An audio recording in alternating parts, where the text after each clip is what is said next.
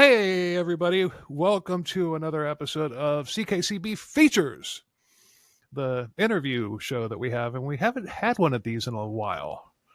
It's been a hot minute since we've done a features episode. So, but welcoming tonight, I'd like to welcome in somebody who was raised in the same cult that I was. Surprisingly enough, this is the first episode with a survivor of that cult from Faith Assembly back in episodes 10 and 11. You know, my experience in the cult.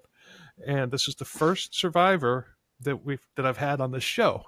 So, ladies and gentlemen, I'm going to welcome Andy to the show right now. How's it going, man? Oh, not too bad. And thank you for having me here. It's good to be talking to someone else who has shared some of the same experiences. Yeah, thank you for being here. I've wanted to get a survivor from Faith Assembly on. I've tried multiple times, and like we were talking about earlier and everything, but for whatever reason, it just didn't pan out, and you are the first. Well, second, because I was the first. But anyway, so just go ahead and let's get it started. I'm anxious to hear this, the story from another standpoint, like for the first time with somebody telling me, So I'm anxious to hear this. So let's go. Well, I guess in a general sense of what Faith Assembly means to me is something I'll probably be working out for the rest of my life. I guess the first thing that would come to mind would be kind of a mountain to climb, a struggle. It was a cult that shaped my whole reality.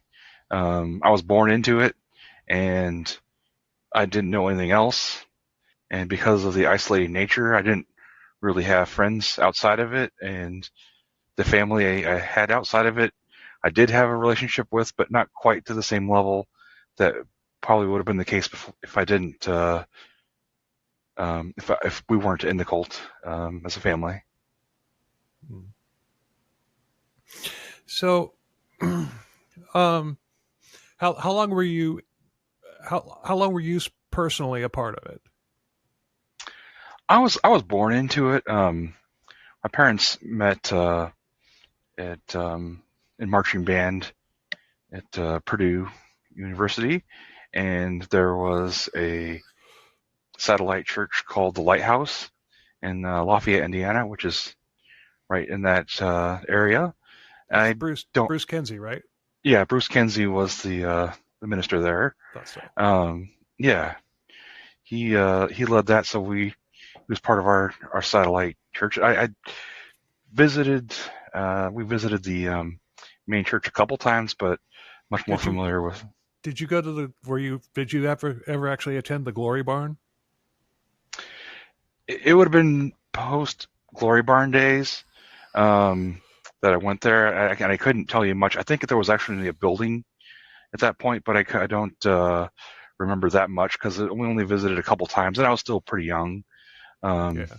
Well, that building is a warehouse now for boats. Interesting. So you were born. Oh my God, I wasn't born into it, and I think that if I had been born into it, it would have been a lot harder for me to, because I was even as a young kid, I was questioning everything, and I couldn't. It just seemed off to me. I mean, I'm a Virgo. So, which astrology is a sin. Oh, of the worst kind, yes. Yeah, but no. I'm surprised you haven't been struck down so far.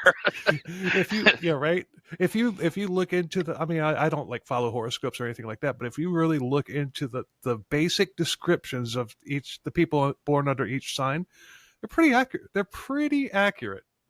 Just the descriptions. I'm not talking about like reading horoscopes or anything like that, but I analyze things, and I did that as a kid. Now, but had I been born into it, where that's all I didn't know anything else. I mean, I imagine that. So,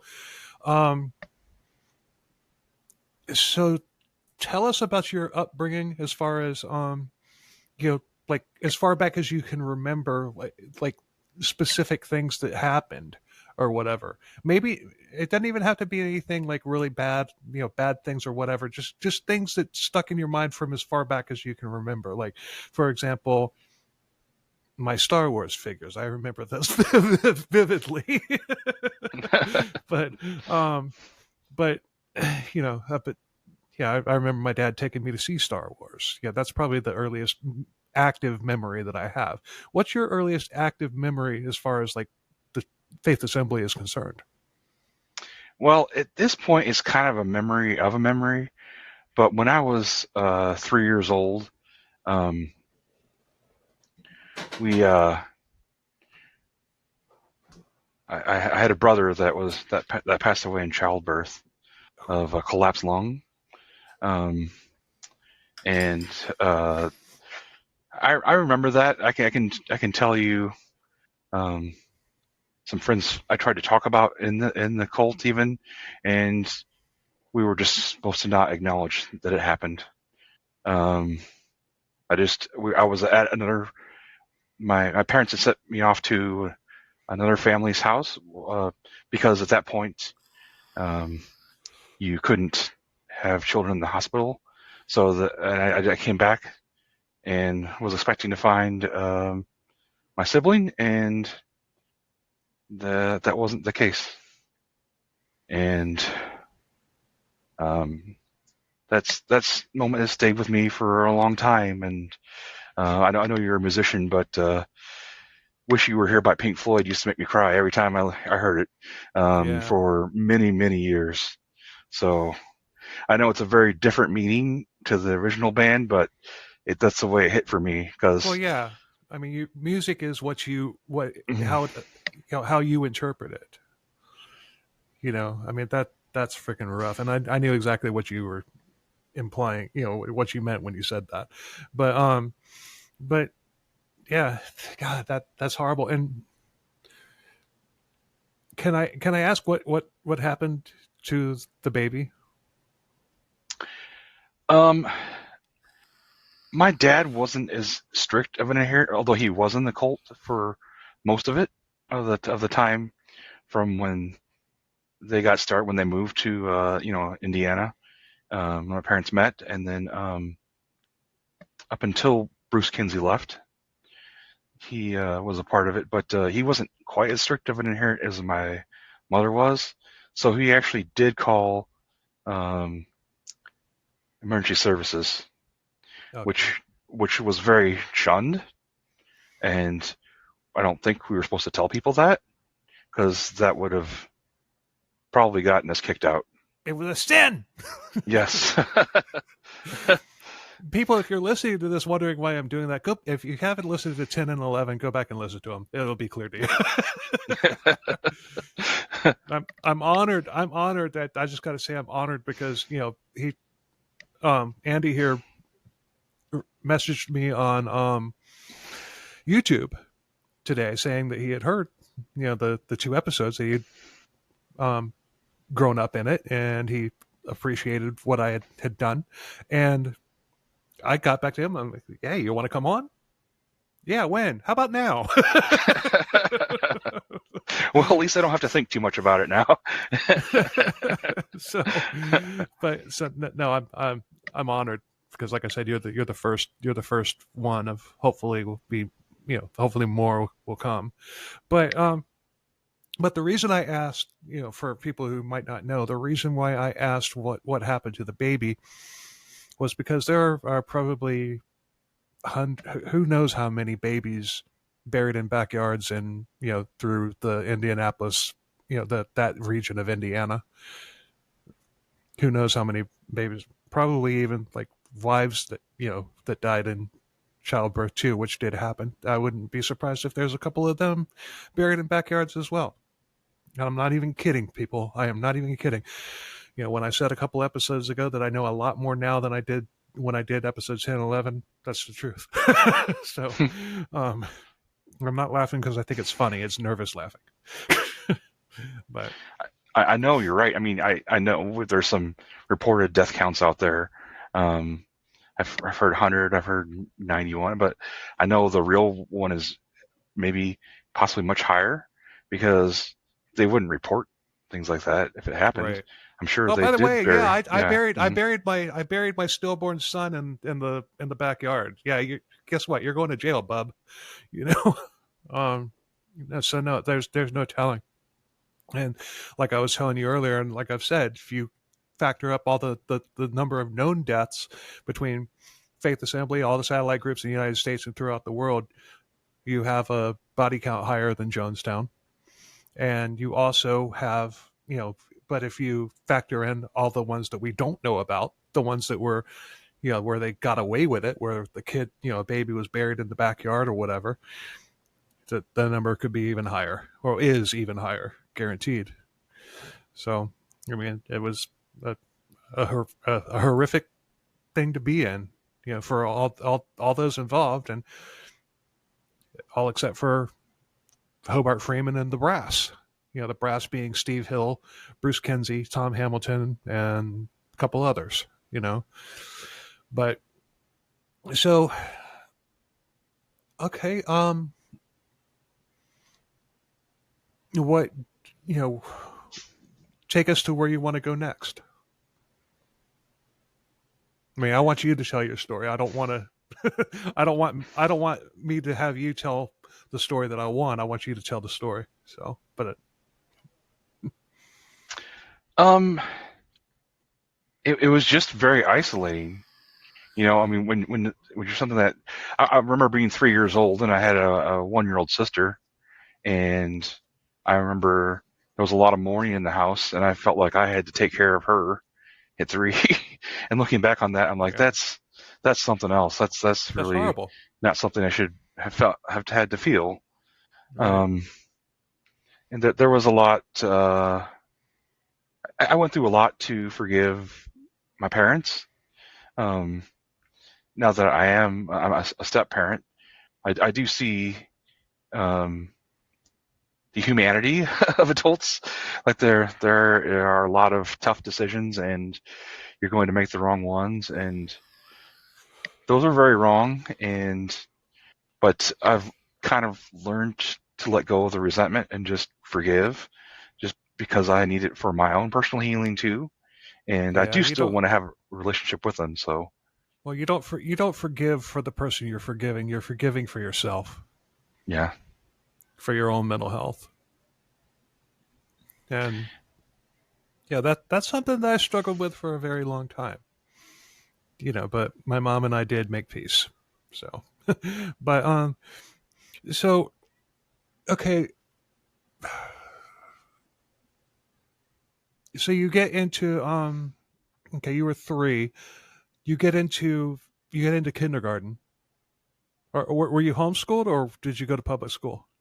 In kindergarten, I was in public school, but I remember, like you said, the holidays I was excluded from. I would be sent to the library and not allowed to participate. And just with all the restrictions and rules, I was different from the beginning. So my classmates all saw me differently, and I didn't really fit in, and kind of feel that way to this day.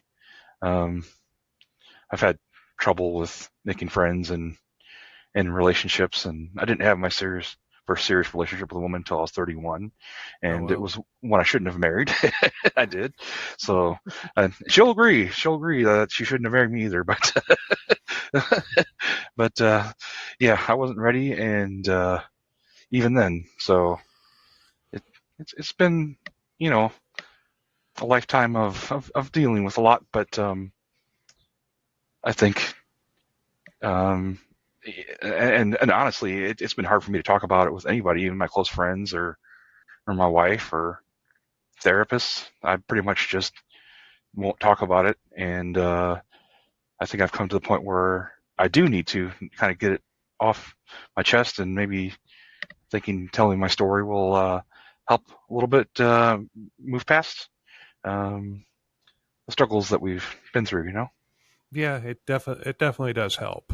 Um, so, I mean, I know that when I had to go sit in the library and whatnot, I got made fun of. Oh yeah, constantly. I was very paranoid. I mean, I don't mean to interrupt you there, but I was very paranoid because I was teased a lot. So at some point, I just assumed I was being teased all the time. And Yeah, then people would make fun of you because they were just trying to be nice to you, and you still felt like they were picking on you. And it was a lot of memories of just being ridiculed. And when you're different, and then people find that you're the person that they can pick on, and everybody can pick on it. It gets to be a lot. So that was fun. But then for first grade, I stayed in school, but I struggled. And in second and third grade, I was homeschooled, but that didn't go well either. I was a it wild never kid living does. in rural Indiana, and we, the rules about how they, encouraged you to have as many kids as possible. And at that point, I had multiple siblings, and my mom had to tend to them, and I'd run off in the woods and play when she wasn't looking. How many brothers and sisters do you have?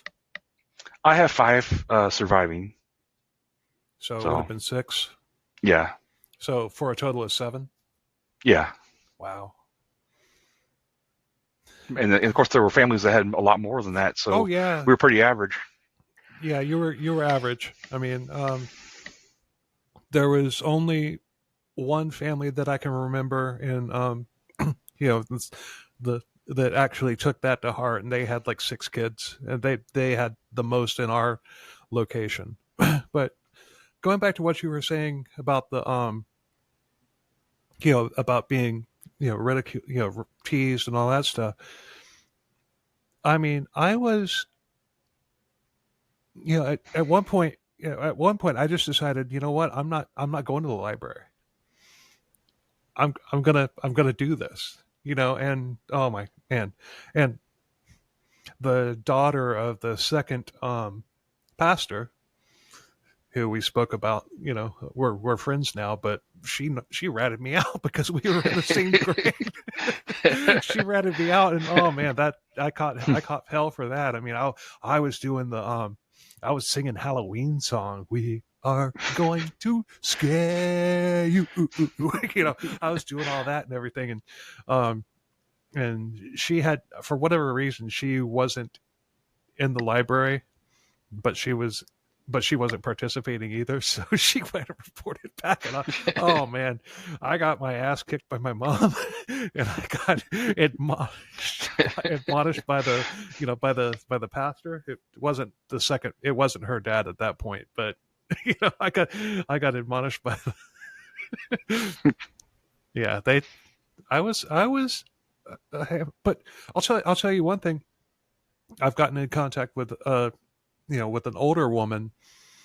Well, she's probably about 8-9 years older than me, but I got back into to her. She's still kind of on the fence about whether it was good or bad and all that stuff. And I've talked for hours with her, and she even admitted, she's like, I want to apologize to you. Like, why? You didn't do anything to me. She's like, no, I want to apologize for everything that happened to you. You specifically were treated horribly. And she went, recanted some things that my mom had done, like basically flogging me in front of everybody just because of, something stupid and whatnot, and being rebuked by like everybody and all that stuff. But it was because I was critically thinking even as a kid. It wasn't because I was necessarily doing anything wrong. It was because I was, I wasn't towing the line. I wasn't being a good little soldier. And, and that's something, that's something. I didn't, I did go through the whole brainwashing and all that stuff. I mean, for the longest time, I was afraid to listen to Judas Priest. But I got over that. I've seen them in concert twice. I've met Rob Halford. And he's gay. Oh, horrible. Yeah. So, I mean, I got better, but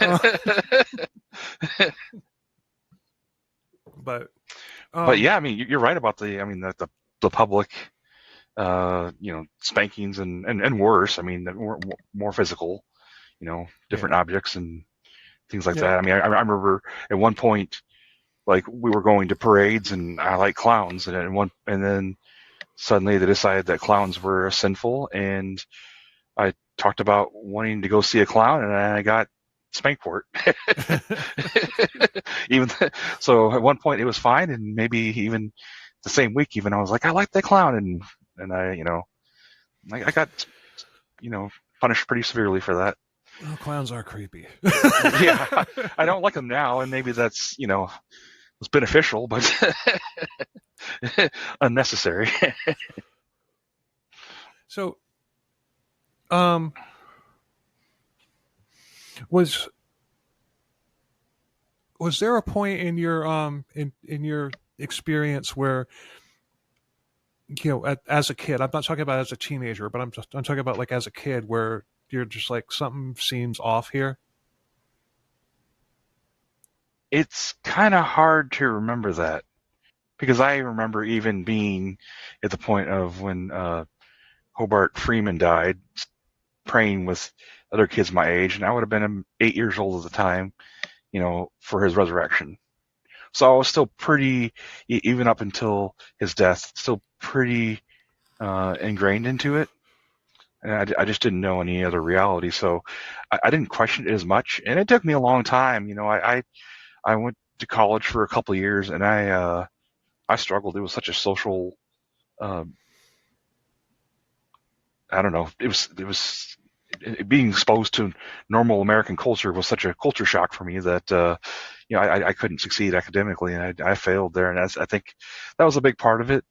But even then, I was still doing things that the cult would have forbidden. But it took a long time for me to even call it a cult and to think about there wasn't anything beneficial, because I struggled for a long time trying to find some good in it. And I guess I wouldn't say there's zero good, because you do form relationships there, but they're not healthy. And no, they're not healthy at all, because they're sitting there. It's a rat out culture, basically. Yeah. If you I mean, if you do anything, it's gonna get back to the, it's like, yeah, I can think of countless times where I was ratted out. And but this is your story, not mine. I mean, were there times that you got ratted out for just stupid things, like like, I don't know, listening to the rock radio station or whatever, and somebody heard you? It's just something that means absolutely nothing, but at the same, but it was blown up into like, oh my God, you're going to hell. You need deliverance, which means we get to beat the shit out of you. Well, my dad did break some of the rules. Like we owned a TV, and that was pretty painful. Not that we really watched it, but I probably watched it 3-4 times, and in my years before I was a teenager, in my whole life. And at some point, we were caught watching it. I don't remember what we were caught watching the first time, but they moved out to the garage so that we couldn't see it. And a group of friends of mine that were in the cult, actually, we were younger. We snuck out to the garage to watch Dukes of Hazzard, and boy, I got one of the biggest whoopings of my life after that. We got caught doing that. The funny thing, it's funny you mentioned that, because I remember Dukes of Hazzard being a big no-no during my time as well. But the thing about it is, their big issue with Dukes of Hazzard was they're breaking the law. But if you watch those episodes, every single episode, Bo, Luke, Uncle Jesse, and Daisy, they're all doing the right thing. They're pushing the right message. They're pushing this is how it's supposed to be. They're basically fighting against a corrupt system, and showing you how good people behave, which, that blew my mind, looking, I mean, not then, but later on when I watched when I binged the entire series, all except for what was it, season 5, where they had the other two Dukes come in. That was horrible, but still, I mean, that was if you modeled yourself after the Duke boys, guess what? You're going to grow up to be a pretty good person, And, Yeah, I'm sure. I mean, that was one of the more major offenses. I can't even tell you how many times, we if we got caught playing cards or a game that involved dice or spinning, like Chutes and Ladders was considered satanic because it was a game of chance, because of how you don't know how many spaces you're going to move. So it was just lots of things that normal kids do that you would get, and sometimes were permissible, and suddenly they weren't, and you would Oh yeah, they moved the goalposts whenever it suited them. Mm-hmm. But the biggest thing, I mean, the biggest thing about about Faith Assembly was the fact that was the controlling nature, as far as like don't go to the doctor and everything. That was probably the worst of it, which caused a lot of unnecessary suffering and all that stuff. I mean, I'm gonna tell you something that you might not have realized. The whole time Hobart Freeman is talking about don't wear glasses, don't go to the dentist, don't go to the doctor and all that stuff. Don't wear crutches. Don't use crutches if you have a broken leg or whatever. Where's your faith? Where's your faith? The whole time he has polio, so he's wearing a heightened shoe. Oh, really? Yeah. That's pretty hypocritical, Very. but not surprising, because he was quite the beacon of hypocrisy there. Yeah. I mean, the whole time he's wearing a shoe with a lift in it, and he's got polio. That's the same as using crutches. It's the exact same thing. And he would blast people for wearing crutches. Where's your faith? Well, where's yours, asshole? Well, I mean, even in my young adulthood, I mean, I remember being 19 years old. I got German measles, and I wouldn't get it treated because even though we'd left the cult for many years, it didn't leave me entirely. So as an adult, I could have gone to the doctor on my own, but I can't tell you what the first time I went to the doctor in my life, I got a case of pneumonia when I was 23. So even though Hobart Freeman had died when I was 8, it took me to 23 before I actually saw my first doctor. Wow. And I was in the hospital for 3 days, so it was the point where I was passing out, and it was the right time. But I can only imagine what because I've had asthma my whole life, and of course what sins have you not repented for, Andy? You're just a bad kid. If you have asthma, it's your fault. And just like when my brother died, it's because we didn't have enough faith. That's what I was told. It was my fault as a 3-year-old that my brother died. So, and my family's fault too. And it wasn't, it wasn't the faith thing. It was. But when Freeman died, when Freeman died of gangrene and diabetes complications and whatnot. It was because God decided it was time to bring his servant home. Everybody else, it was because they had unrepented sin, or their faith wasn't strong enough. Freeman died. God decided that he wanted his servant with him.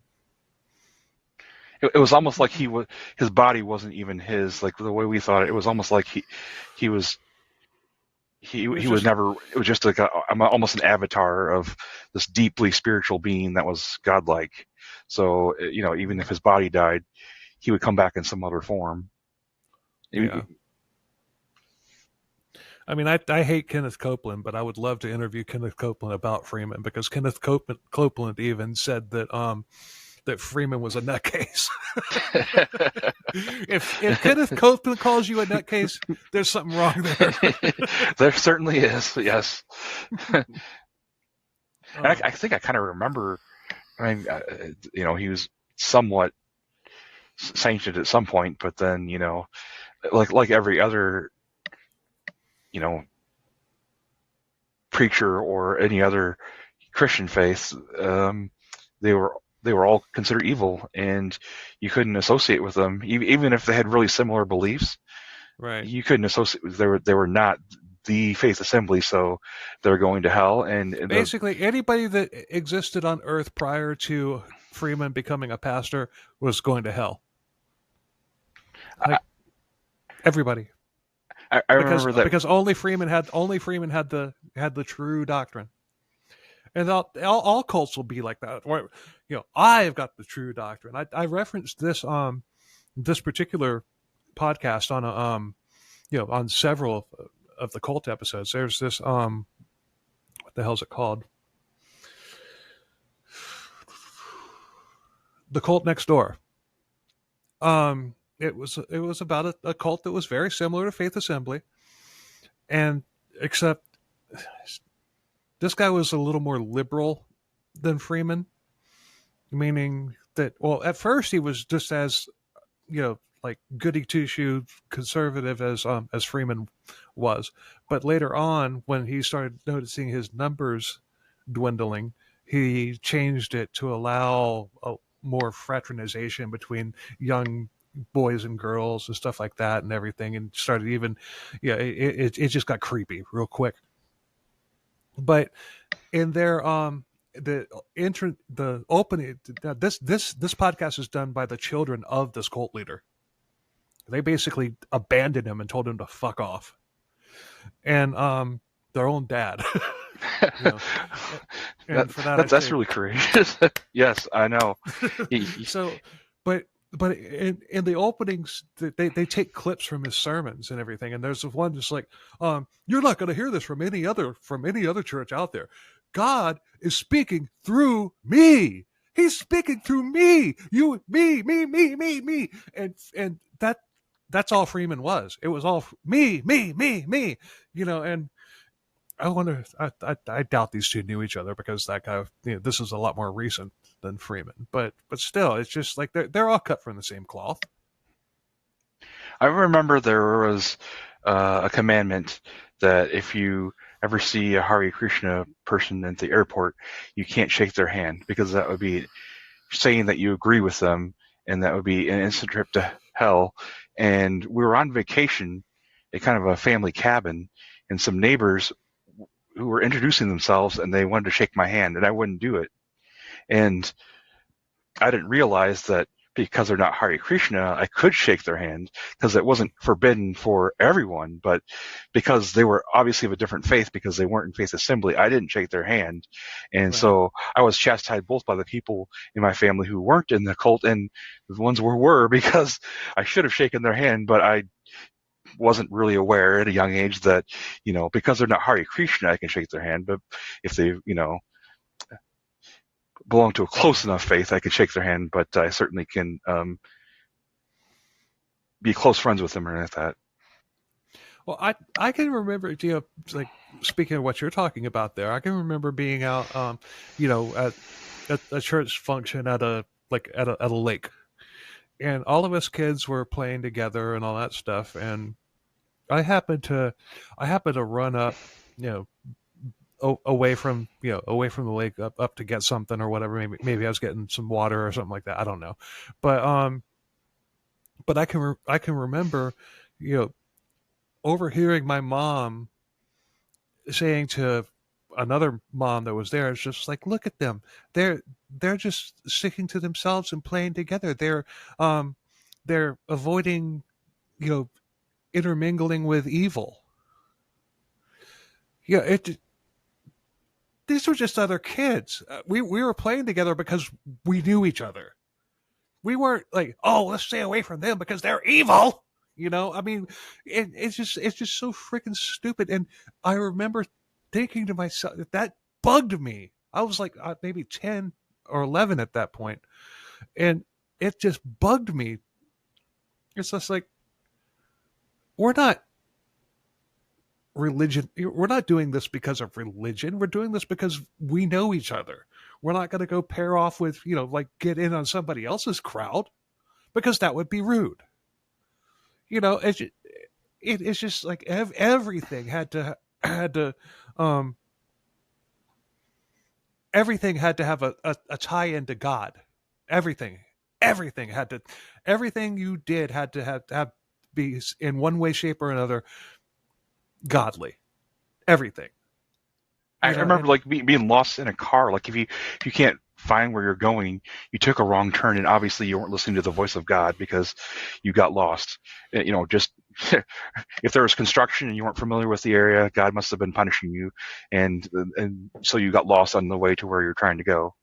It's just every decision, and that I was crippled with decision making for who needs a so much of my GPS? life. Who needs a TomTom GPS when you got God? Exactly. So yeah, I mean, I grew up. I couldn't make decisions, and I still struggle a little bit. But even minor stuff, because every decision had major implications. If you did something wrong, you like turn the wrong way on a street, then it could mean that you're going to hell. Yeah. It blows my mind. It blows my mind, the crap that we were fed as a kid and expected to frickin' follow. And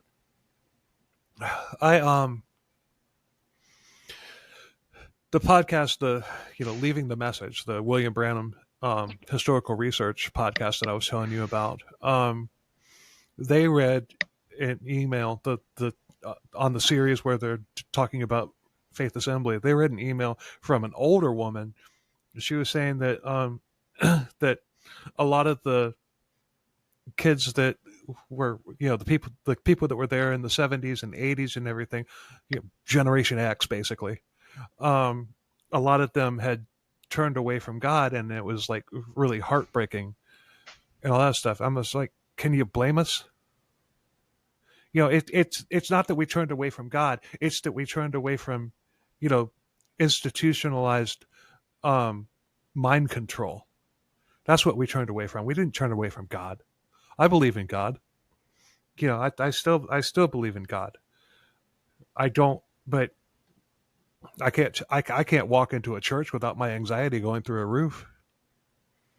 I mean, it's just, I can't do it. And that's something that, is always going to be there. It's just like, I'll try every now and then. It's the same thing. Last time I went, I talked to one of the people there, and I explained the situation. I was like, yeah, I'd like to talk more about this with somebody. I filled out the card, gave him my information. Never heard anything. So it's just like these churches nowadays, especially non-denominational, which is what when I do look for a church, that's kind of what I what I steer towards is non-denominational. But it seems to me that those churches that want to welcome everybody, they're not equipped to handle somebody with the type of baggage of being brought up in a religious cult. They have no clue what to do with that. Yeah, I agree with you. People in a church have less of an idea of what you went through than people who aren't, because they don't understand. I mean, I don't know how to explain it, but I mean, we were certainly trained to not trust anyone in any other religions, and there are only two perfect beings, and one was God, and the other one was Dr. Freeman, as we always called him. We didn't call him by his first name, or that. It was always Dr. Freeman, because I just call him Hef. Yeah, I know. Hef is a better word now, but that's all we ever called him, was Dr. Freeman, because He was not a commoner. He was basically the only perfect being, and any other place you could go, you'd see imperfections in someone, and then you would be like, well, they can't be the vessel of God like Dr. Freeman was. And so I've been to a lot of different churches, and I kind of right now I kind of feel like if there's a loving God, then they'll find me where I'm at because I know what I've been through, and I'm Right. not too worried about, you know, if I play backgammon if I'm going to go to hell.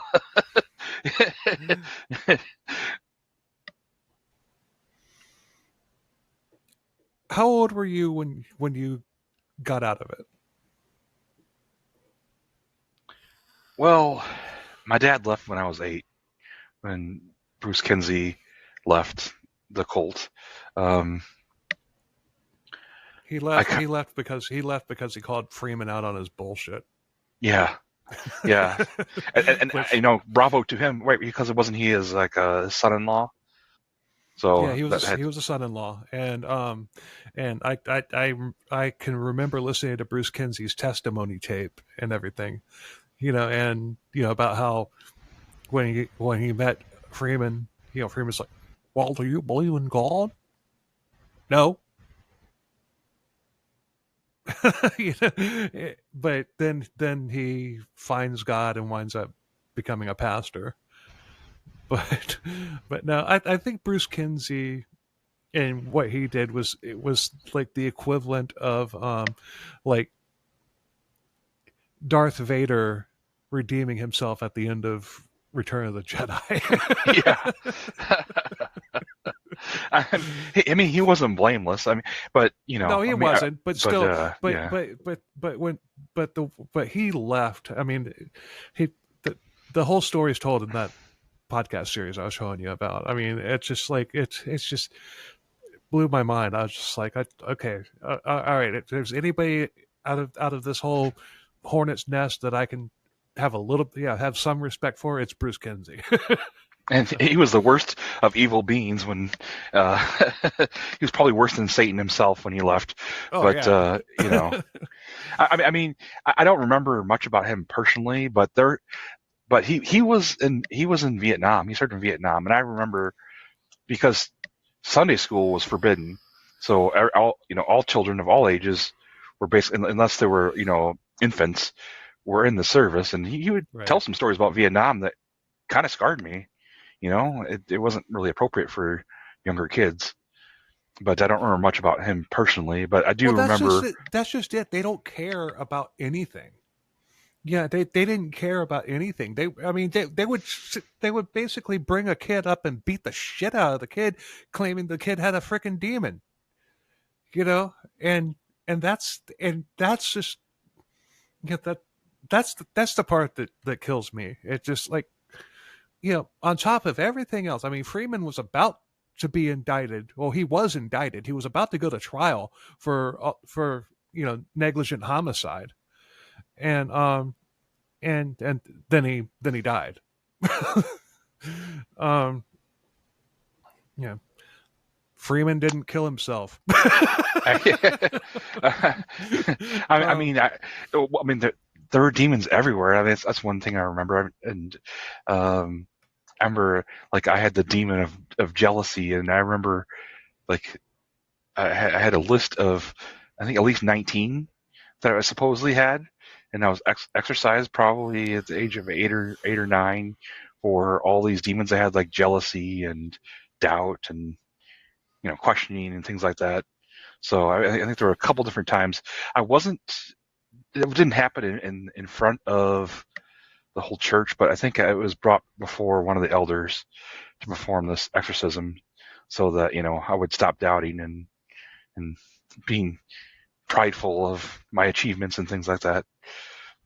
Yeah, I mean, that's one thing that I like. Okay, pride is a big sin and all that stuff, and it's like if you can't have pride in your accomplishment, why do it?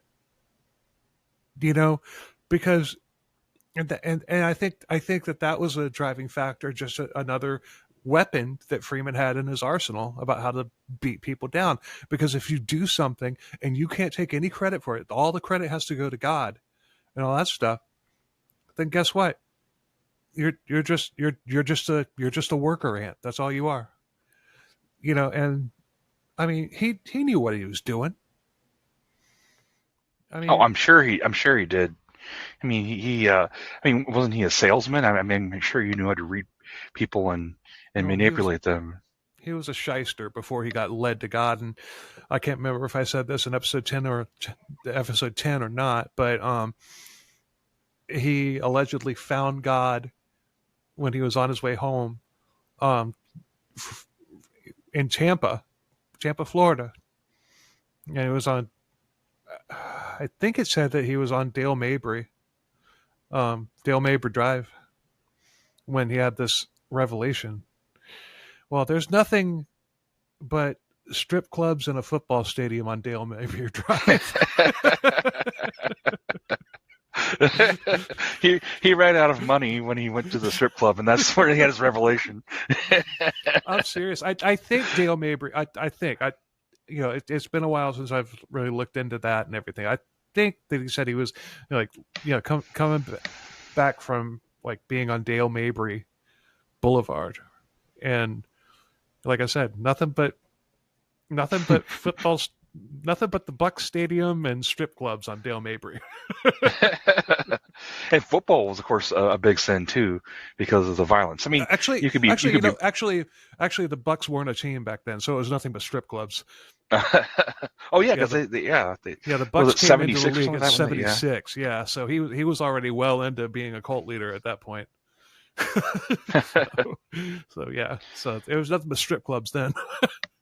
I think after he passed, we went to a church, I think led by a pastor called Jeff Barnett. And if I recall, he played football for Indiana University, and he repented of that sin. So because football was horrible, but he was very a righteous person because he repented of playing football. I love football. I mean,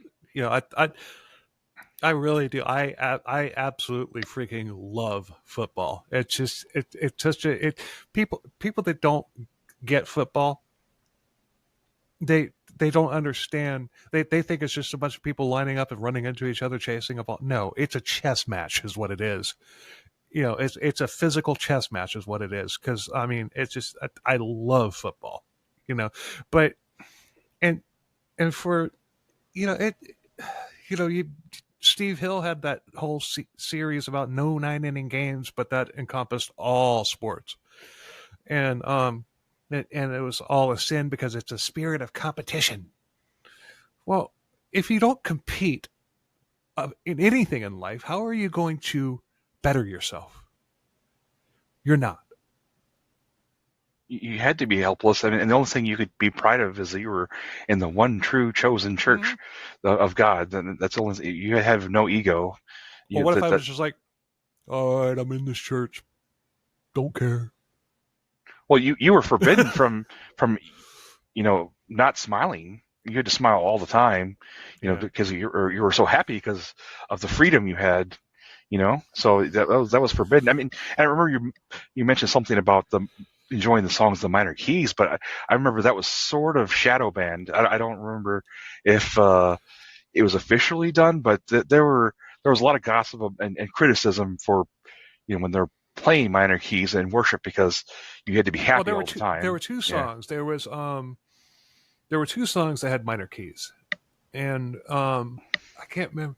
One of them was "Then shall the Virgin rejoice in the dance."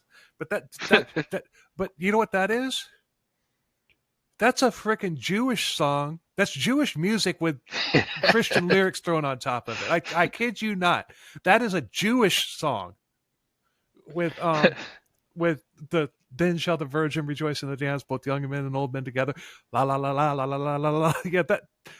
And I can't remember what the other. There was one more, but that's a Jewish song, and Jews are going to hell. So, what does that say about them? I didn't realize that was a Jewish song until many years later when I got on YouTube. Like when I started like investigate, like when I got into my discovery mode. and I start listening to, like Then Shall the Virgin. This Jewish song pops up. I remember.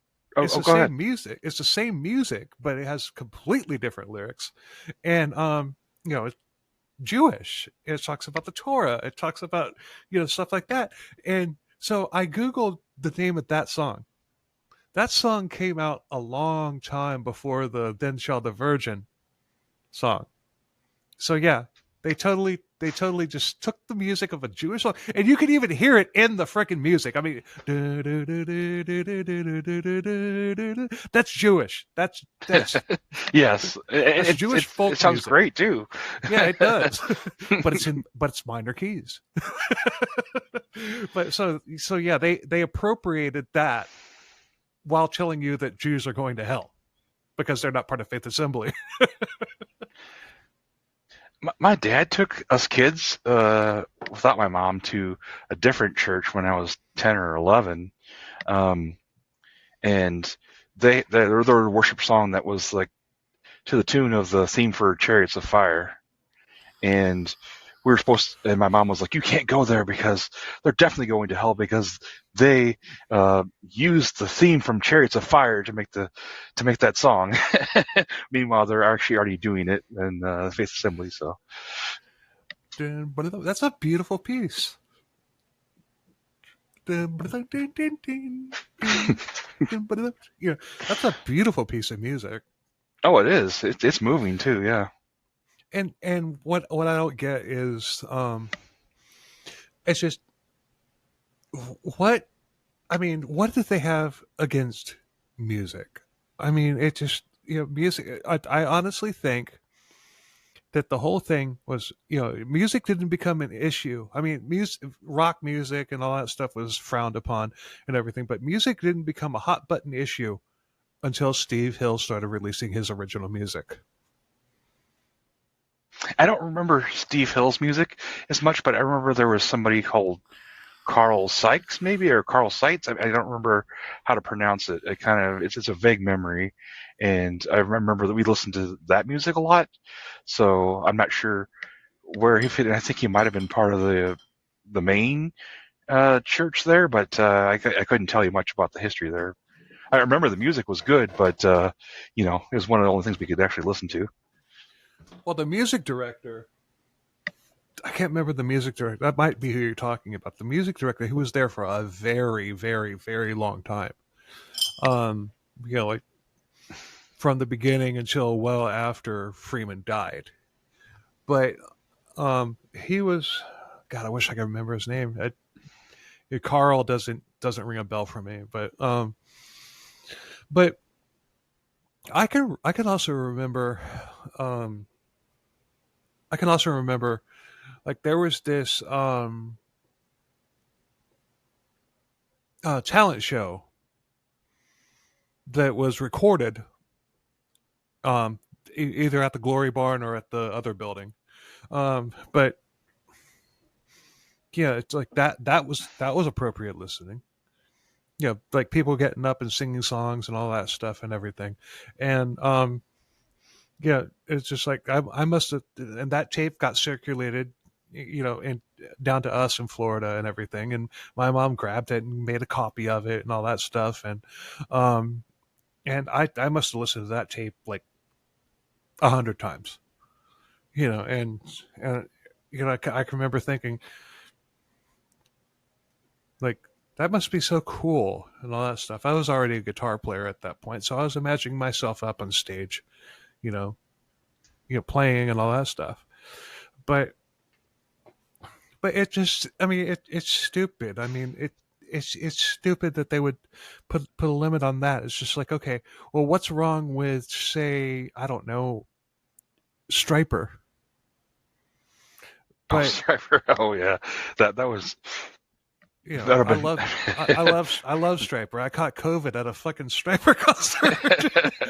That's episode 11. Yeah. Oh yeah. I remember. I mean, I was in my teens. Well past when we were still in the cult and getting in trouble for listening to things like Striper, and Petra. Petra. I've seen Petra in concert too. I've seen him twice. I went from listening to classical music and a country album I got at a minor league No, but game when I was missing. classical music is bad too. Like Steve Hill Oh yeah. said, you want what's wrong with classical music? Well, that's just like saying what's wrong with jazz. Okay, what is wrong with jazz other than it sucks? I remember being a teenager and I would listen to Tchaikovsky's. We had a record tape. I listened to Tchaikovsky's 1812 Overture, and at some point, that was probably thrown away because apparently he was gay or something. So he just I was corrupted from some composer from hundreds of years ago because of his orientation with no lyrics. Two of my top 10 favorite singers are gay: Rob Halford and Freddie Mercury. So, well, you can't beat Freddie. I mean, he was one of a kind, and I have no such qualms anymore. But that was pretty forbidden there. I'm sure if they found out that you were gay, that they would kick you out instantly. But it turns out, well, they would probably try to exercise you first, and then if that didn't work, they would kick you out. But still, premarital sex is a sin. Oh yeah, for sure. But there were gay people there, because I don't know if you remember Ray Boltz, because he actually had he was actually made it big nationally, and he was part of the cult, and he had something to do with maybe our satellite even, and he came out as gay. What's his last name? Boltz, I think his name was. Bolts or Boltz? I think it's Boltz, if I'm not mistaken. I'm going to write that down. I'm going to try to get him on. I have no idea if he's still around or not, but he was actually popular nationally in the Christian music world. He had some song called, I think, "Watch the Lamb," that was pretty popular. All right, I just wrote it down. I'm gonna if he's still alive, I'm gonna get him because I'd love to talk to him.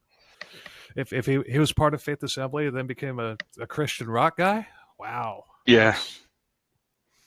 He would have been excommunicated. Oh yeah, for sure, absolutely. I couldn't tell you much of the backstory. I was very young, but so the details might not be correct. But yeah, but that's as I recall here. But I mean, like Stryper, for example. I mean, they went into the most hedonistic, section of music that there has ever been, which was the 80s glam. And they preached. You know how many people they've like led to God and stuff? Thousands. And you're going to tell me that they're sinful because of, the everybody that they led to God, their salvation is not legitimate because of the fact that they play heavy metal. I mean, it's stupid. I mean, it's just like, yeah. I mean, if you look at the life of Jesus, I mean, he was criticized for hanging out with the sinners, and that's exactly the opposite. We were criticized for hanging out with the sinners. So, I mean, of course, you were very open and welcome to people who were coming to visit because you wanted to lure them in. But, associating with them outside of the church was very forbidden, and that's Jesus had it wrong apparently. Yeah, right. Did I tell the story about my mom flipping out because somebody in a grocery store almost ran into us wearing an Iron Maiden t-shirt? Yeah, you did tell that story, and I know I've had exactly the same experience. The whole blood of Jesus, like, quick prayer thing was, yeah. My mom might have said it 100 times a day. Anytime anything happened, you hear a loud noise or, something must be, Satan is attacking you everywhere because you're the only holy church. So any minor thing is Satan's attack. So you need to say a quick prayer of the blood of Jesus, which, one of the few things you can say that will cover you and protect you. That's nowhere in the Bible, by the way. Oh, I'm sure. but the reason I bring that up is because just quick recap for people that aren't that haven't listened to episodes 10 and 11. My mom, we were in the grocery store. We rounded the corner, me and my mom and my sister. We rounded the corner and this guy came around, pretty fast. almost ran into us with his shopping cart. No big deal. He said, "Oh, I'm sorry. You're my bad." And my mom freaking panicked because he was wearing an Iron Maiden t-shirt. And she gathered me and my sister up. She's like, "The blood of Jesus, I pray you deliver us from the evil that's on that man's shirt." And I'm not freaking lying about this.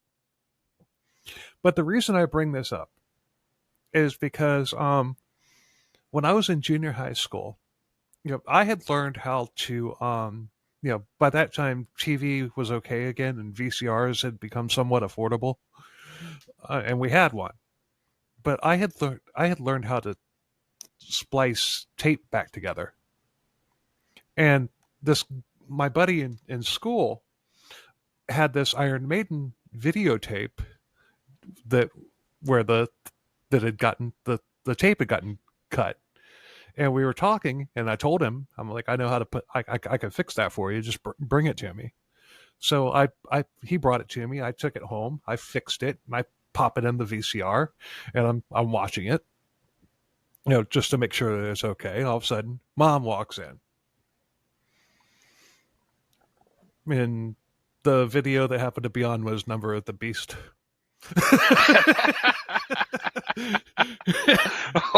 Wow! I remember.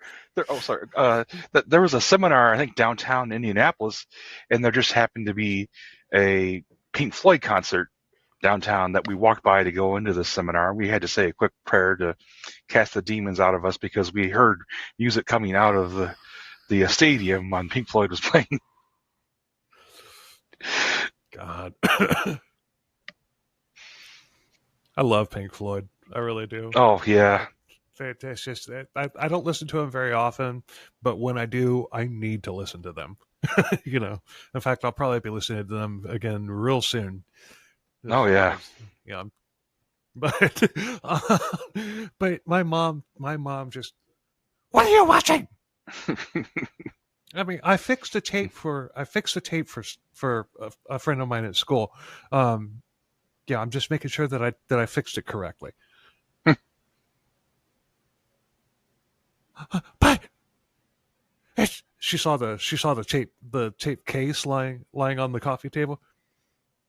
"That's Iron Maiden. You've got to. We have to pray over you, Mom." No, Mom. Because this is when I started pushing, like really, really, really pushing back and telling my mom, "No, I'm not doing this anymore."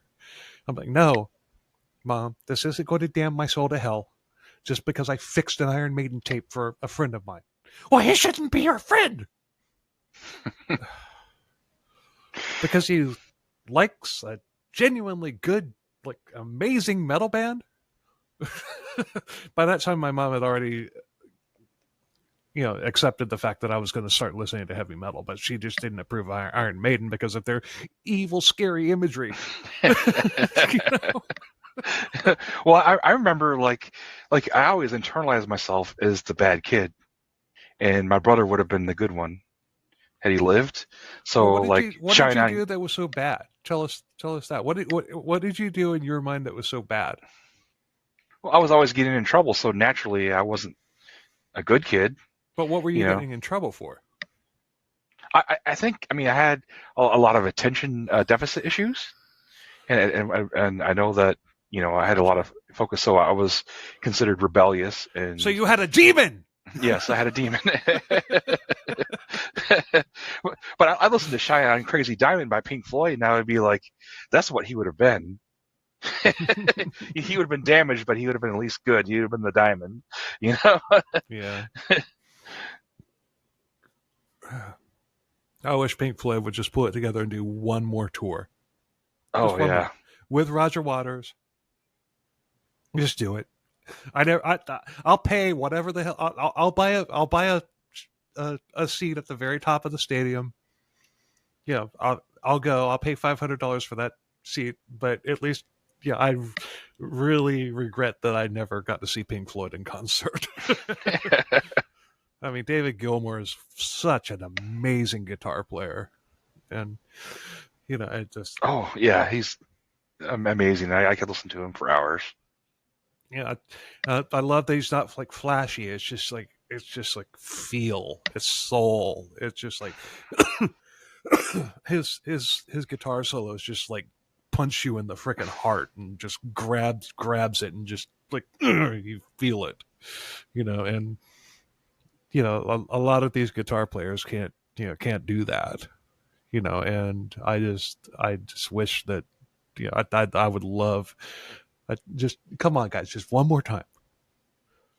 Hell, just one show. Do it in Tampa.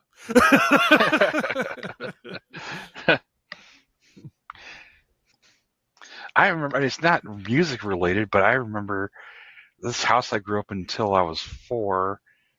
It was kind of a drafty old place, because you weren't allowed to go into debt, of course. And right. We rented from kind of a crazy old farmer. And one day he just flipped, and he started doing target practice right outside our window because he was angry with us. And my dad realized we were in a dangerous situation, and he took out a loan to buy us a house so we could get away from that. Sinner. And, yeah, that was we were told in no terms because, of course, my mom was very much against this, even though, the alternative of staying was pretty bad. Yeah, yeah. We were told in no terms that were we to tell people in the cult that we took out a loan to get this house. It would have been better to stay and possibly be killed because that would have been our faith. Oh yeah, I mean, if you actually got killed, I'm trying to do a Hobart Freeman. If you actually got killed, then guess what? You'd go to heaven and be with Jesus. Is that a good half? It's better than I can do. I'll say that much. But I remember like the kitchen appliances Hobart. Like I thought somehow those were holy. It was never really conveyed that way. But like Mom, that's Hobart. And she's like, well, that's not really related. But just having the name Hobart, I was like, it must be some sort of glorious thing. I remember Todd, rest in peace. And that, in episode 10, when I called him Hobart, he's just like, what, like the industrial dishwashing equipment?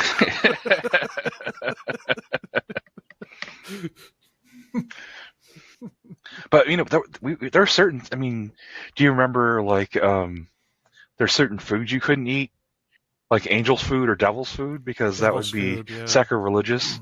Either of those cakes were, and I think at some point because angel's food and devil's food cake existed, you weren't supposed to use cake out of a mix at all because somehow it could be tainted with either of those at the factory.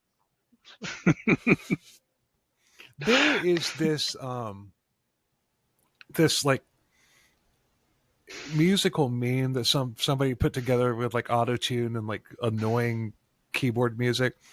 It's talking about my band was playing a show and my Christian keyboard player's keyboard broke down. We had to borrow a keyboard, and he didn't realize that the keyboard belonged to somebody who wasn't a Christian. And he's singing it with this like robotic overtone, and in fact, it's like, and he flipped out, and we had to pray for forgiveness for using the heathen keyboard. Well, yeah, objects had that power, right? Because you pray over a cloth to send to someone, and they were supposed to be miraculously healed if they, once the congregation prayed over it and it was sent to them. But in the opposite end, a keyboard that was owned by a non-Christian could possess you with demons. Or a T-shirt from Iron Maiden, like you said, you could be possessed just by looking at it. Especially if you liked it. If you liked it, that would certainly mean you're demon possessed, because only a demon could make you like an Iron Maiden T-shirt. Well, you know what makes me like Iron Maiden? Their music. It's amazing.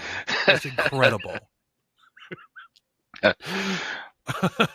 But they, it just goes on and on and on and on. And I'm glad that we're talking like this and everything. It's just kind of more of a discussion than it is an interview, which is fine. But but I do want to keep it like talking with your experience and everything. So I mean, was there at any point did you like start like kind of pushing back or whatever, or did that come later? Or if I asked you, did I ask you that earlier? Well, yeah, I mean, and there were little ways I rebelled, when I was younger, even like when I was sneaking out to the garage to watch TV and things like that. But I can't tell you if there's any logical reason why there are things I didn't question, like why I didn't go to the doctor until I was pretty sick of pneumonia when I was 23, even though I'd left the cult for a long time. I mean, I remember one time I had a bad case of bronchitis. I had chronic bronchitis for a long time, and my dad tried to give me some medicine for it, and I spit it into the toilet, and it was like a wrestling match with my dad because he really wanted me to get better, and well, my mom prayed in the other room that the medicine wouldn't actually reach my stomach enough to make me go to hell. I feel so bad for both of them because of the mental torture for my mom and then for my dad. Like, he just wants to make me better. And that's a great point. It is mental torture. It is mental. That's a great freaking point. I never even thought about it like that. It is mental torture to freaking put these, to put your congregation, the people that pay your freaking salary, that lets you drive that fucking brand new Cadillac and trade and pay cash for it every couple of years and all that stuff, which Hobart Freeman, he loved his caddies. But it's mental freaking torture and everything. It's just like, the phrase, wow. The phrase comes to mind, don't bite the hand that feeds you. But yeah. that's all Freeman did was bite the hand that fed him. That's all he did. He would freaking come down on people. He would just not just Freeman, all of the people that were under his ilk, they would just like come down on these people and beat them into submission, tell them that everything they're doing is a sin. They're going to go to hell if they don't follow this particular code and all that stuff. And it's really freaking sad. And they change the code all the time just so that you could never feel at ease. Like, it was impossible for you to feel like, at peace. Like there was, with every breath, there was a chance you were doing something that would, send you to hell. And, and the things that people were kicked out for, families were broken up, as you well know, over minor stuff. Yeah. Like, if they found out that my dad was watching TV, then I mean, just when my dad left, when Kenzie did, my parents they called TV the one-eyed monster. like we're supposed to shun my dad. We weren't supposed to talk to him. We lived in the same house and they stayed together, but we were basically supposed to not talk to him. Like, they hated it. They hated my dad. My dad was my rock. My dad was my anchor. Kept me, and I don't even think that he was doing it out of spite. I think he was doing it because he knew it was wrong. And he wanted to make sure that I got through it. Because I mean, I can can't remember if I said this in the episode, but when my mom and dad divorced under the command of Faith Assembly, I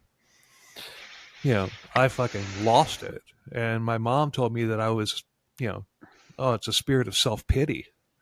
And like, no, I don't want to lose my dad, Yeah. But my mom was just, she didn't care. And my dad, he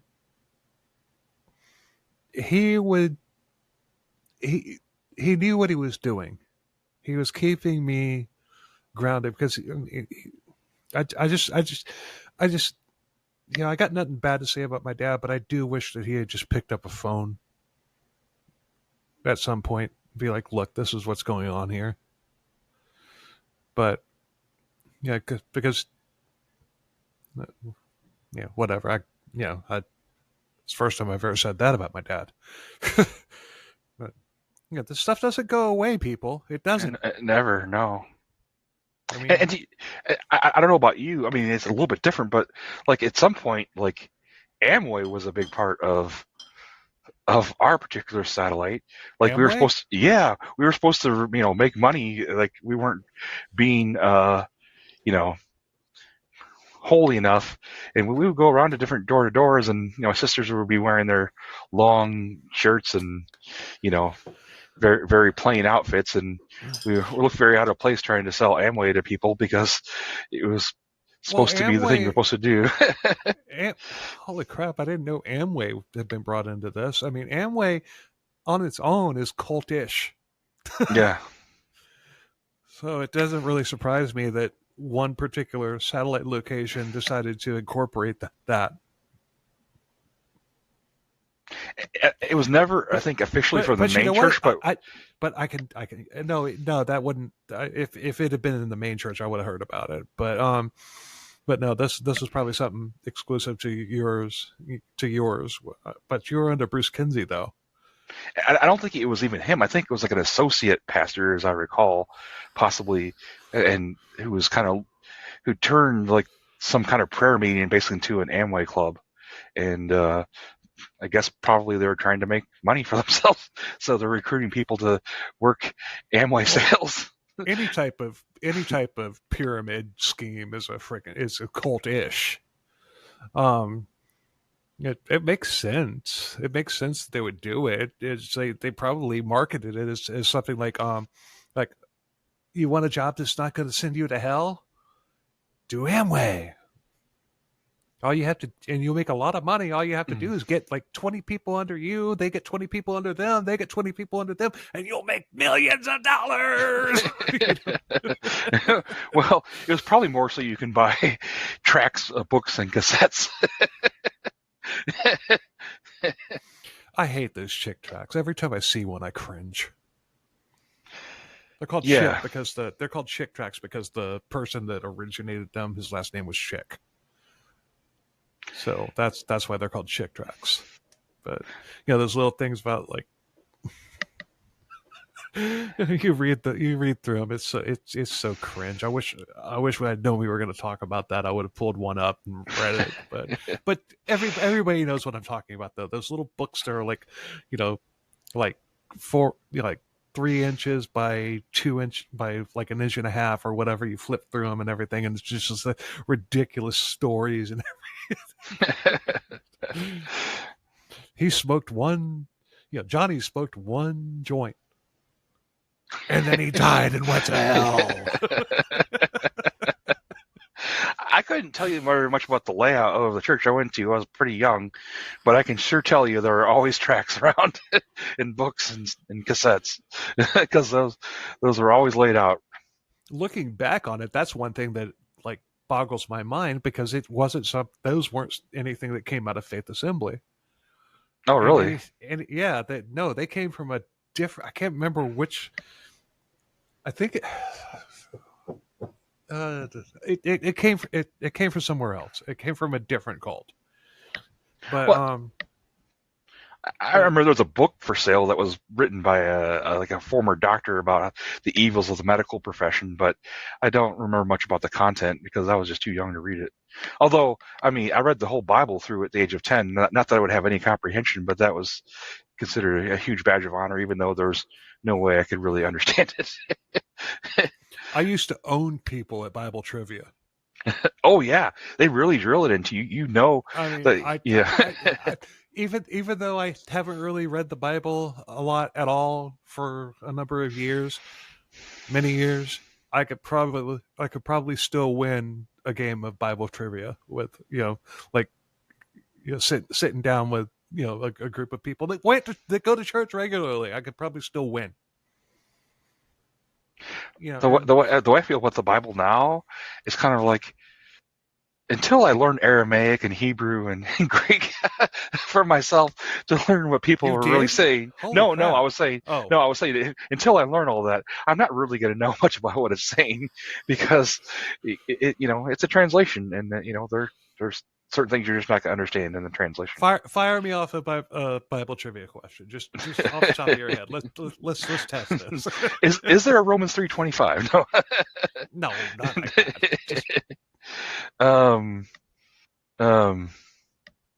There probably is. Shadrach, Meshach, and Abednego, or their Hebrew names.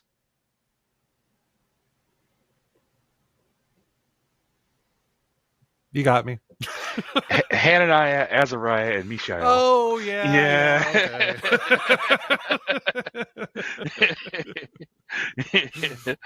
Okay. Oh man, but still. I've forgotten more than most people have learned. That was funny. I set myself up and I set my shot and I lost. We can always edit that out. No, I'm not going to edit it out.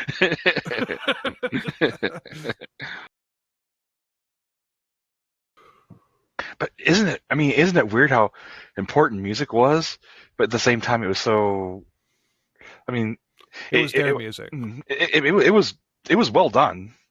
I mean, they had plenty of instruments. It wasn't like it was the United Church of Christ where they completely forbid instruments, but it was somehow like I remember.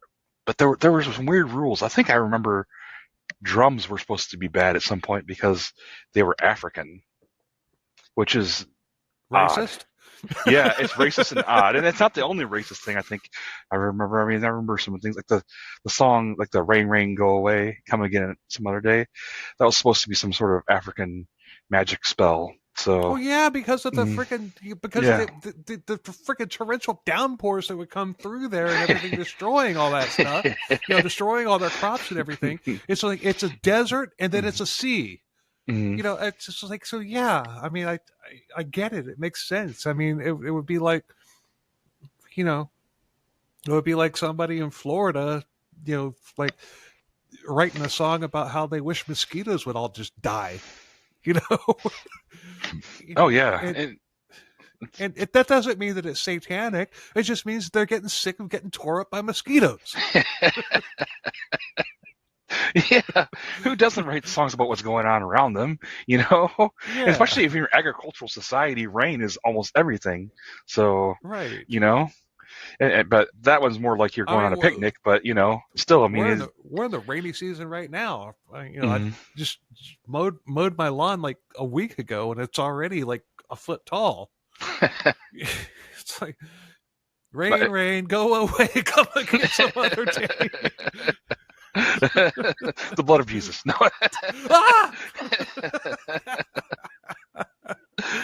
God, I'm having fun. We can keep going. It's the only way. It's the only way. You have to have humor. Otherwise, it just you're so. It's a lot to deal with. Indeed. Oh man. Well, do you remember like prophecies, like like the Russians or the Chinese are going to invade America, to punish us for our sins and things like that? Well, before we get to that, you're talking about music and everything. My mom played guitar too, But she wasn't my inspiration for picking up guitar. My inspiration was when I freaking because she didn't play guitar for me very much. In fact, I can only remember her playing guitar after I got into it. It's like, oh, you can play too, Mom? Oh, okay. My dad played in the music services too. Like I came from. It was when we first started going there, and I saw them playing the guitars. I was just like, I want to do that, But my mom wrote this really good song. Like, I don't remember the whole thing, but I remember some of it. But I mean, for a praise and worship song, it was a really good song. And she presented it to the church and everything, and nope. Yeah, it's not part of the doctrine. It's not part of the thing.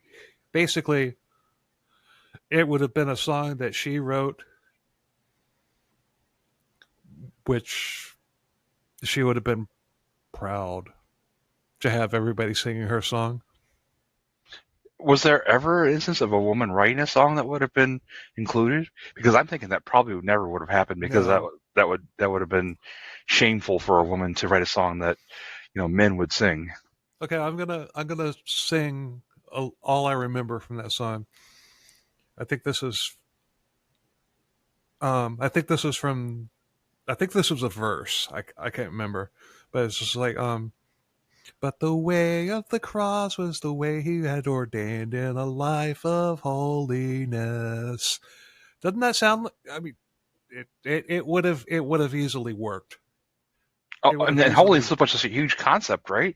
I mean, I remember like when families were breaking up because one person wasn't in the cult, in the family, they would be like, well, whoever was in the cult was too holy for the other person, because we were holy and we're the only ones who were holy. You could have been like a devout believer in a Baptist church, and you weren't holy because you weren't in the cult. Yeah, but still, I mean, they totally should have, like I mentioned in the episode, that my mom making those freaking doll babies and everything. It's too much like the Cabbage Patch Kids. You know what I found out? Those doll babies were first. The Cabbage Patch guy, the Cabbage Patch guy ripped the doll babies off. Are you serious? I am That's dead awful. serious. That's awful. So, okay, what? I think my mom just is owed an apology. Yeah, for sure.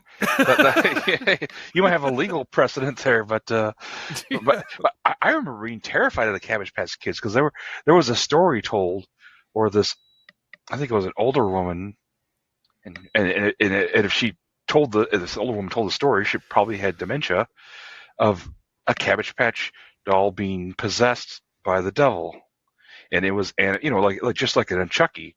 Like where the doll, yeah, exactly. But it was threatening them, walking around and threatening them and things like that. And they brought in a Catholic priest to perform an exorcism on this doll, according to the story. Not that I don't believe, but they ended up having to bury it in the backyard in a casket, in order for the Cabbage Patch doll to stop possessing the house. So I was terrified of those things. I believed that as a child. And now it's like, that is the most ridiculous thing I've ever heard. Yeah.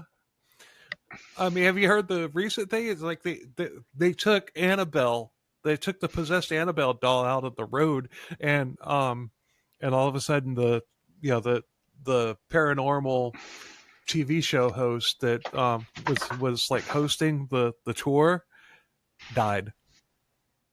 That's crazy. It's just like, I don't know what to think about like Annabelle and about Robert the doll and all that stuff. But you know what? I'm not going to give fate the finger. Yeah. I'm not going to go see those dolls. I'm not going to say anything bad about those dolls. I'm not going to do anything. If anything, I have nothing good to say. I have nothing but good to say about Annabelle and Robert. You guys rock. I love you. And I'm not even kidding. I'm not even kidding. Mm-mm. Yeah, I ain't gonna mess around with that. It's just like I don't, I think that the Warrens, they were con artists and everything, but I don't know. A lot of crazy stuff's happened around Annabelle and Robert. And I'm sorry, I am not. Nope, not gonna do it. Wouldn't be prudent.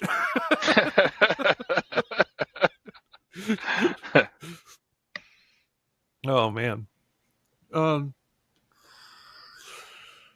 So tell us about your eventual exit of Faith Assembly.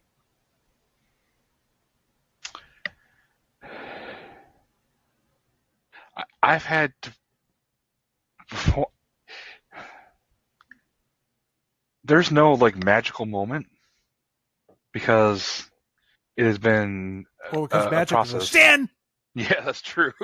But there's no one to fight. It's like I think that's going to be the rest of my life.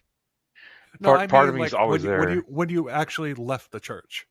That's what I meant. Okay. Well, I mean, that kind of depends if you count when my dad left or when you personally. Yeah, my mom was still going to some services after Hobart died there. Hef, let's call him Hef. Yeah, for sure. That's a great. But he moved us out of state to be closer to my grandparents, so we wouldn't have any exposure to it anymore. And that's when physically we left, even though we still for a while maintained some contact with some people that were in there. I had one at one point. I had one friend come up to visit, but that was it. It's mentally. So y'all just up and left. Yeah, like physically left because, women were supposed to be submissive, and at one point my dad was like, "You can't go to these meetings anymore," but so she was kind of conflicted. Sometimes she would kind of sneak away to go to something if he was away. But being submissive. Yeah, exactly. So at one point she was not being submissive, but she also had to be in this cult. So, but yeah, I think we moved up to kind of get a new start and get away from all this. I mean, at one point we were going to move really far away, but we moved closer to my grandparents, which I appreciate because it's good to be closer to family. But now, were your grandparents we had to physically. Oh, they were not part of it all. It was awkward. They're more traditional people. Okay, so yeah, I can imagine it would have been awkward. They try to do what you can, but like weird stuff. If you try to give someone a gift of a board game and you have to throw it away, and they ask you, what happened to it, you have to tell them because you can't lie either. And just awkward stuff. It was just designed to make you separate, right? That was designed to divide, to put wedges in with families. If somebody gives you a game of Monopoly, you gotta throw it away because of the fact that that promotes capitalism and greed. So you have to throw it away, but you're also not allowed to lie. Have you been playing that Monopoly game that I bought you, Sonny? No, Grandma, I had to throw it away. Well, why? Because it promotes capitalism and greed. You're going to hell. I remember visiting my mom's dad one time, and I don't know if it was Chuck E. Cheese at the time. I don't know when the Pizza Time. I don't know when the name changes happened. I have a special needs son who can tell you the exact dates of everything, all the costumes and all that. But those were a sin. Same thing as Disney World. I mean, all of us kids believed, all 6 of us, or how many ever he had it then, believed that if we enjoyed being around a costume character, we would be possessed by the devil. So we're all screaming in terror as he tries to take us to this dinner that he was really trying to just be loving, but it was really a horrible experience for him. I remember that he didn't understand it at all, but why we were all so terrified. It was because we were told that we would be possessed by demons for enjoying these costume characters. Exactly. But you see, they drill this into you and everything. Mm-hmm. What Freeman was doing was basically, it's like, okay, he already had people meshed in, but he was focusing on the kids to make sure that the next generation, after he was gone, would still be even more meshed into whoever the heir apparent was, which was Steve Hill.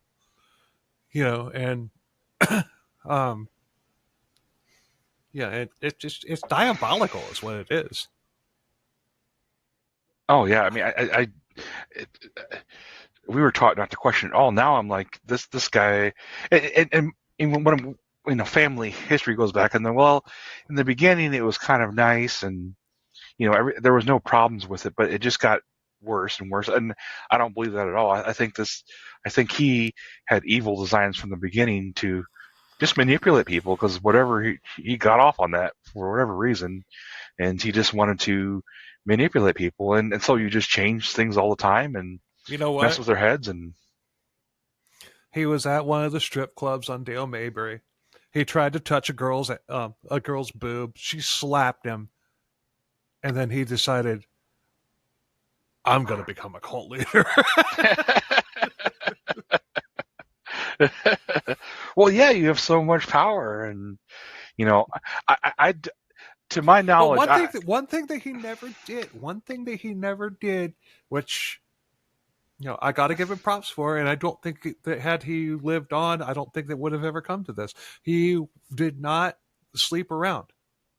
Yeah, I haven't heard any stories like that. And I do got to give him props there, because a lot of cult leaders, once they get into that establishment, it's just like,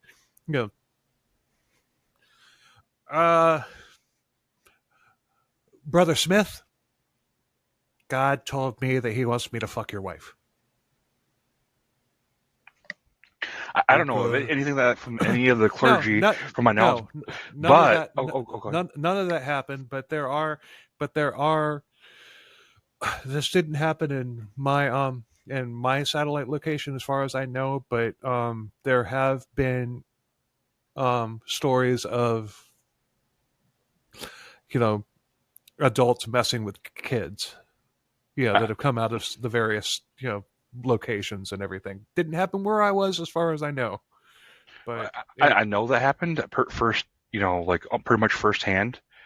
And I couldn't even tell you names right now or at that. And some people I know, but just tell me what happened. But I do know, like, I know one child touched another child, who was an older child touched like a younger kid inappropriately, in a genital area, and and there's some other stories that I know are true, but I don't have a lot of details, and I certainly don't want to. I don't want to say it was sanctioned by the clergy, but I know, because you were not allowed to go to the courts, right? Because only the church could arbitrate that.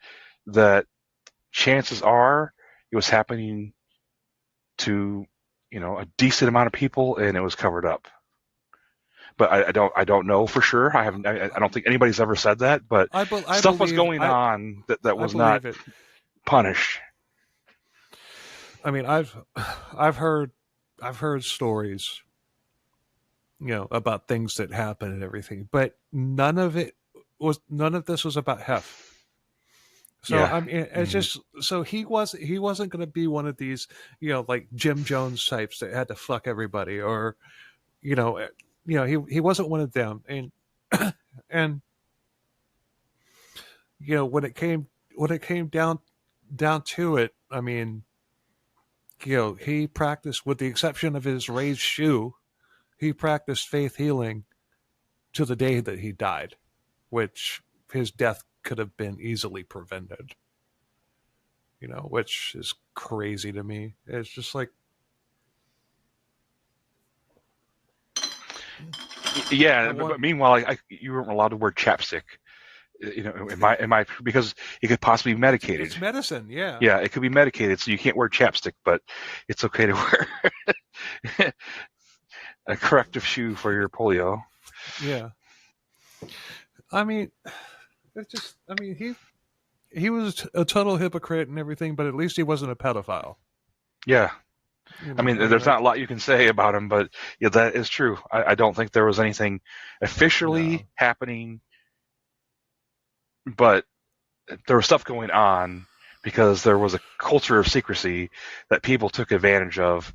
But I can't say for sure that any of the clergy were involved with it because I have not heard anything about the clergy at all. But I do know credible stories that I'm not going to go into detail because that's not my story. Nothing happened to me personally, but there are stuff that happened to people I know that for sure, nothing ever came to them. You could be kicked out for wearing chapstick, but someone at some point probably had to know something and they didn't actually excommunicate anyone to my knowledge for something like that. Yeah, they it's just Freeman, before he died, had bought up like several trailer parks.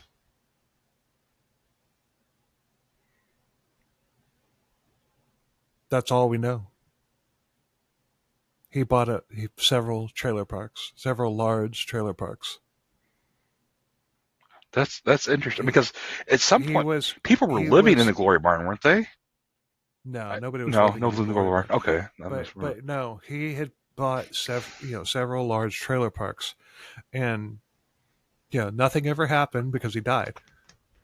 But there's speculation that he was going to say, "All right, everybody who wants to come and be part of the church, come up here. I've got trailer parks. I've got a place for you."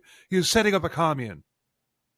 Oh, I mean that's a likely thing because he restrict things more and more. I was actually born in a hospital.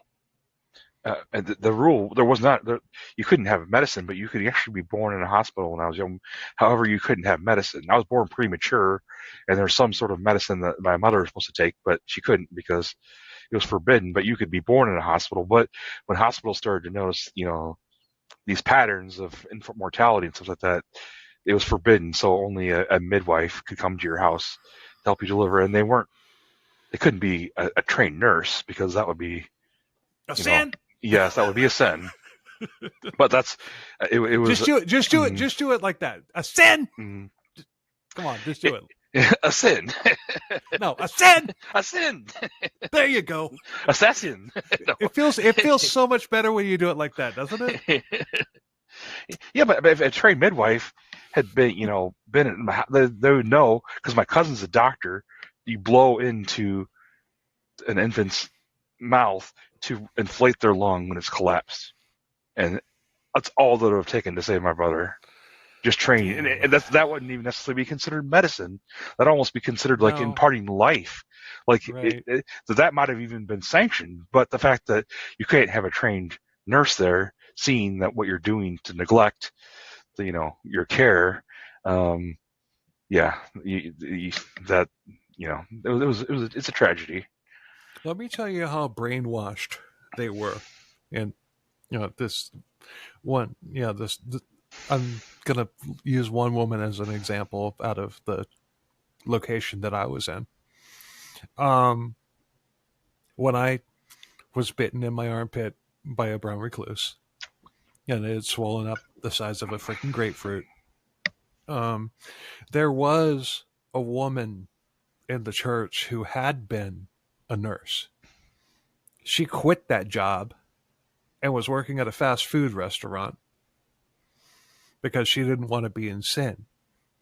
But she came over, and everything, and looked at me, and she's like, "This is about to turn gangrenous. Let's lay hands on him." A nurse. I know she wasn't the only one. I know there are other stories I've heard too. Like, how do we get all these diagnoses of the stuff that went around, like the whooping cough? I know that affected our family. There was a whooping cough, like epidemic, basically, and then I don't know if it hit your satellite or not, but it certainly hit ours. But yeah, it was. We all got hit with whooping cough. How do we know it was whooping cough? Like somebody used to have some training and then they diagnosed it. I don't know for sure it was, but a registered nurse instead of saying, this is about to turn gangrenous, get him to the fucking hospital right now, she said, let's lay hands on him. And it did turn gangrenous. That's one thing I have in common with Hef. I've had gangrene. My freaking, and all of a sudden, it just started draining. That's where the 4 scars come from. It just started draining. And, my mom's like, she God healed you. No, my immune system healed me. That's what your immune system is for. It's to heal you. There's nothing godlike about it. Your immune system is in your body to heal you. Well, that was a big part of it, right? Because your immune system healed you, but God wouldn't heal you right away because He had to test your faith. And if at any point you thought that you confessed that you were sick, then the devil won, and of course you deserved it. But it took a while to heal because you had to test your faith. It took it after it drained. It took a good 3-4 months before it completely went to, completely healed. And it's not healed. It didn't, it's disfigured. Shit. You want me to? I'm not saying this to you. I'm saying this to anybody that might send me a message like, "Did that really happen? You want to see?" I'll freaking pull my sleeve up right now and show you. It happened, and I remember like there was some kind of metal swing, and actually it was like a swan head. I didn't actually think about this, but if a kid suddenly stopped when they were being pushed, bam!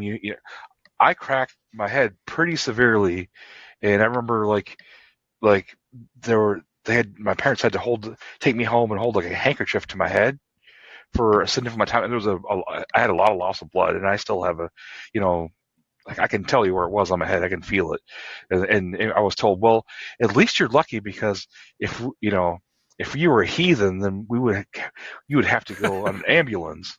So you should appreciate that instead of crying. When I'm probably at max 4 years old at the time, because I remember what house we were in. I'll take the ambulance, please. But yeah, because I'm crying, it means I'm not showing faith at 4 years old because my head's gashed.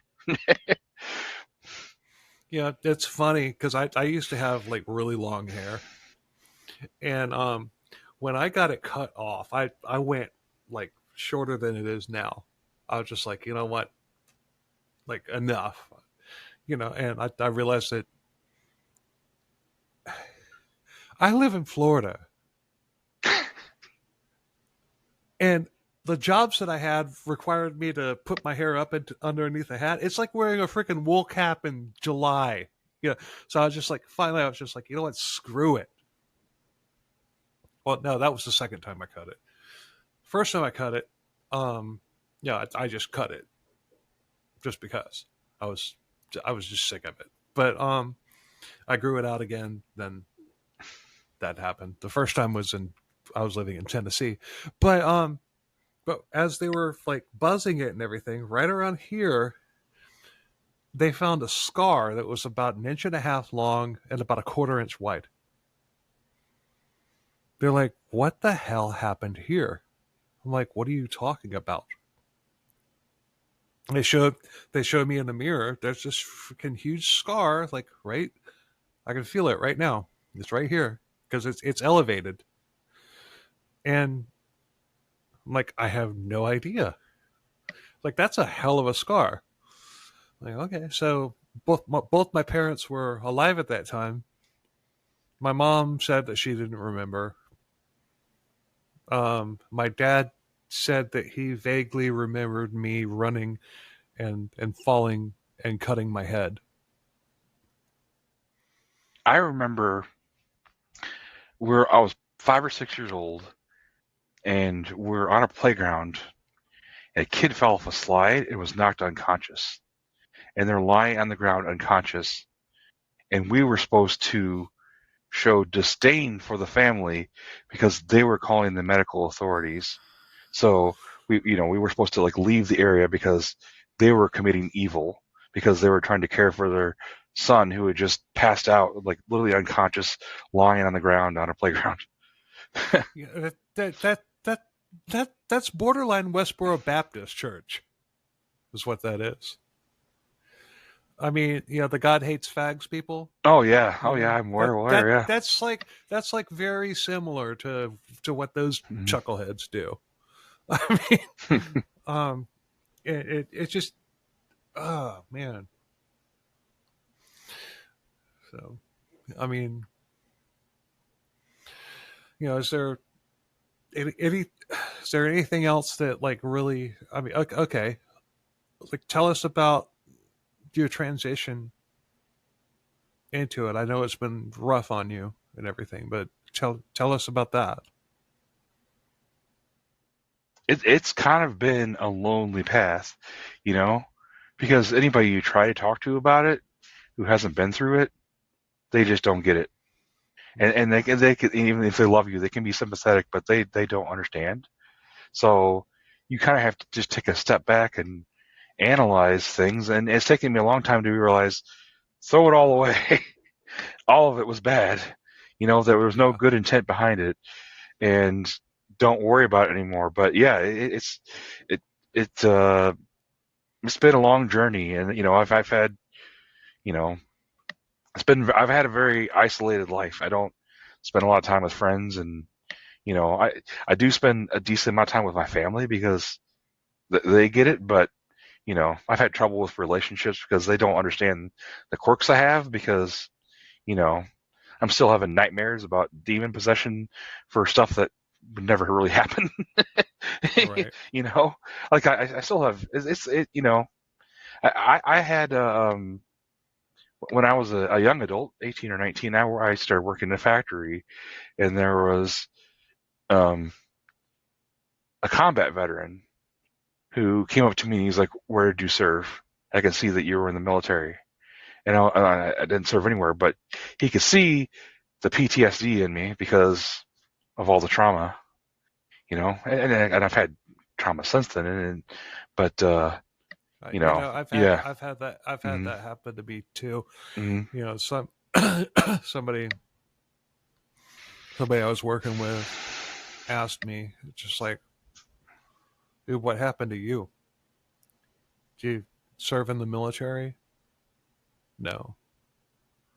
"Why? Why do you ask? Why would you ask me that?" It's like, because I can see it in your eyes. You've seen some shit in your life. And that's exactly it. Like, what happened? Mm-hmm. And I'm just like, but I knew exactly what he was talking about, but I just didn't feel like talking about it with a freaking random coworker. I know, right? Exactly. But if that happened to me now, I would. I'd be like, "You got about an hour and a half? you got 3 hours? Mm-hmm. Go listen to episodes 10 and 11 of my podcast." So, but I carried a lot of anger, with my parents and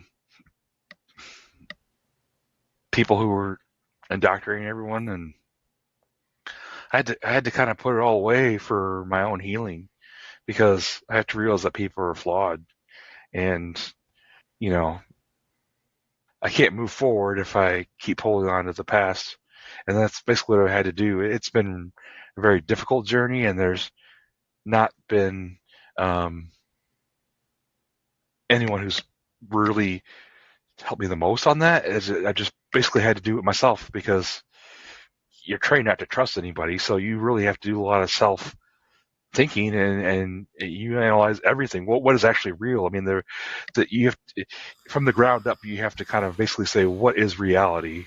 Because it was so warped that, is that really an ant walking on my, driveway? Is that a real thing? Because I remember having an existential crisis as like an 8 or 9-year-old. I mean, I would be like, it was very philosophical, and I've talked to like therapists about that is strange. But like I had such an identity crisis, like what is reality crisis so bad that like I didn't believe anything really existed. and that's about right around when my dad left. It was like nothing was real. Like I couldn't go to a sporting event and like think that it was actually going on.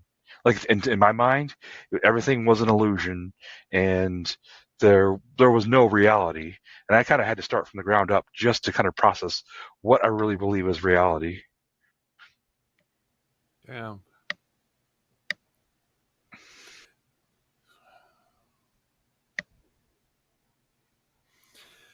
Oh, this is intense. I mean, like I said, you're the first person I've actually talked to, that was in the same freaking cult. Yeah, this is intense. But I know. I mean, I wasn't born into it, so I can't like relate fully because just like being brought up with the all it's just like I had the conflict because it's just like, okay, this is what was, this is what is now, and what is now sucks, and and I fought it every bit, but still I was still indoctrinated into it. I mean, December 26th, 2022, I got off an exit onto I-4. I had my daughter in the car with me, and I got sideswiped by a drunk driver who was on the shoulder and jerked to regain control, but she didn't look and see that there was a car right there in the right hand lane. So she spun us out, and I can still remember, in slow motion, like that. I mean, I was already up to like 70 miles an hour when this happened, but you remember things like that in slow motion. And I remember thinking to myself, the blood of Jesus. Yeah, it was said so many times and so deeply ingrained into you. Like it was almost like if any slight thing happened at all and you didn't say it, like that would damn you, because you need to be ready to say it any breath. And if you were distracted by anything and you didn't say it, then you deserve what was coming to you. Yeah, but like I said earlier, that's nowhere in the Bible. Oh yeah. That's something that was made up by Freeman. I mean, and as far as like the other cults that I've covered on this podcast, the blood of Jesus has never come out. So that's something that was pretty much exclusive to Hef. Oh, and I remember being told, like, don't emphasize that because people outside the cult won't understand that. They don't understand how beautiful it is. But it was but freaking the bleeding out, part, yeah. freaking out into a freaking in a grocery store because somebody has an Iron Maiden T-shirt on. Yeah. I mean, jeez. It's just I don't under. I mean, I know how cults work. Okay, they break you down and everything, and they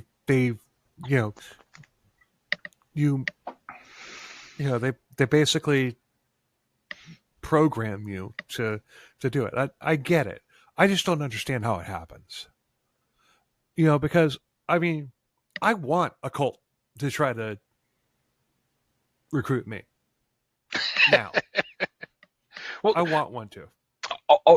I can spot shady people from a mile away.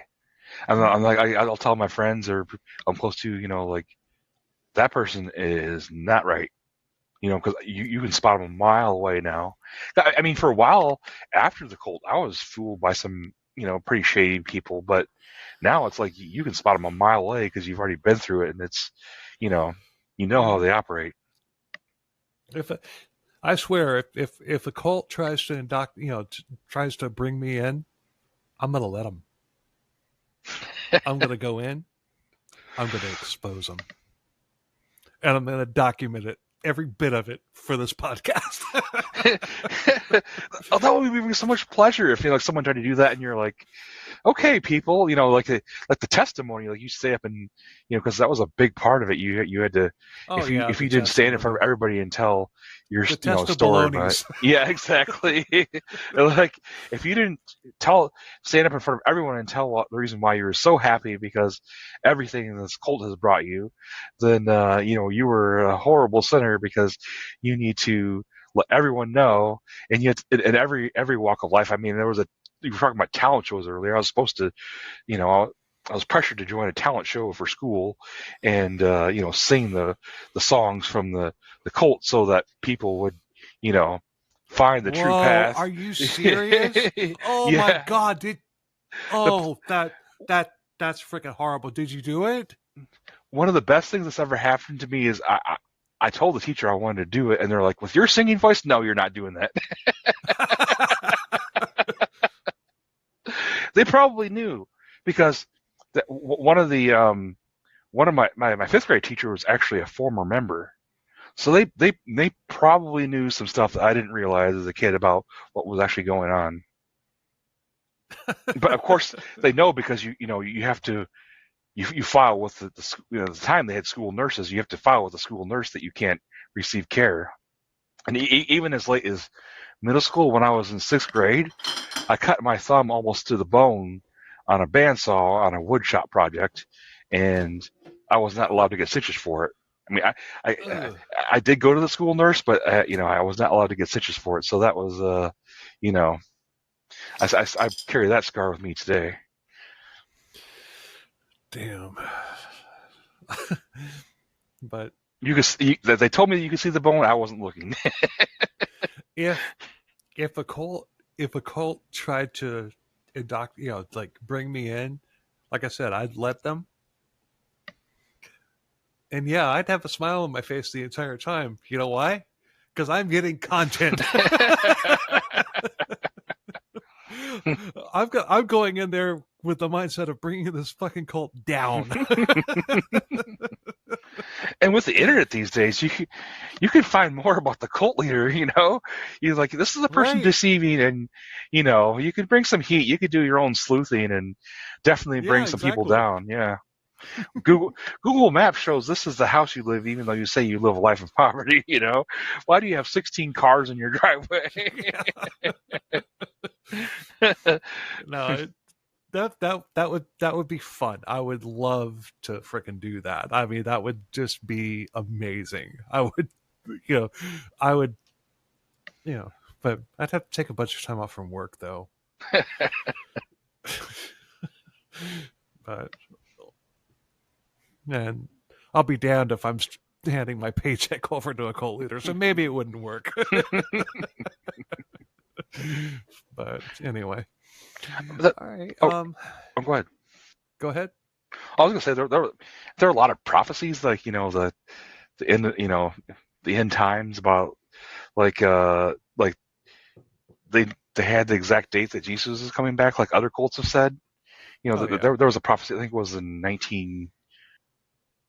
it was in the 80s. I mean, it was before everything fell apart that they had the exact date, even though the scriptures say no one knows the day or the hour. So, right. Even if you're a believer, there's no way that someone can tell you, a theologically correct statement that they know the day or the hour, because it already says no one knows the day or the hour.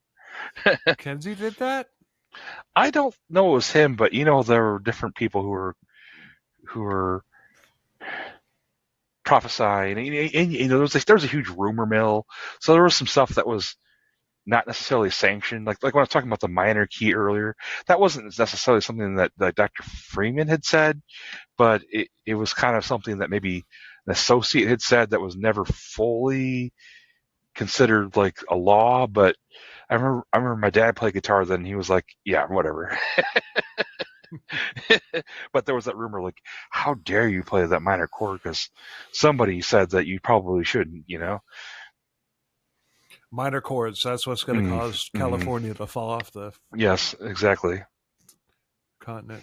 That was a big thing when when I was doing it. when I was in it and everything, especially because you know there was a cult. I can't remember which cult that it was that brought that rumor out, but it came out because of a cult and about California falling off. I can't remember which one it was, but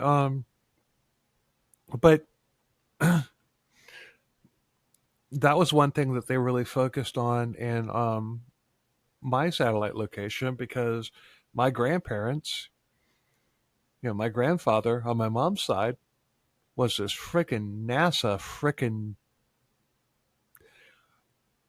I've forgotten more about the space shuttle than a lot of people know.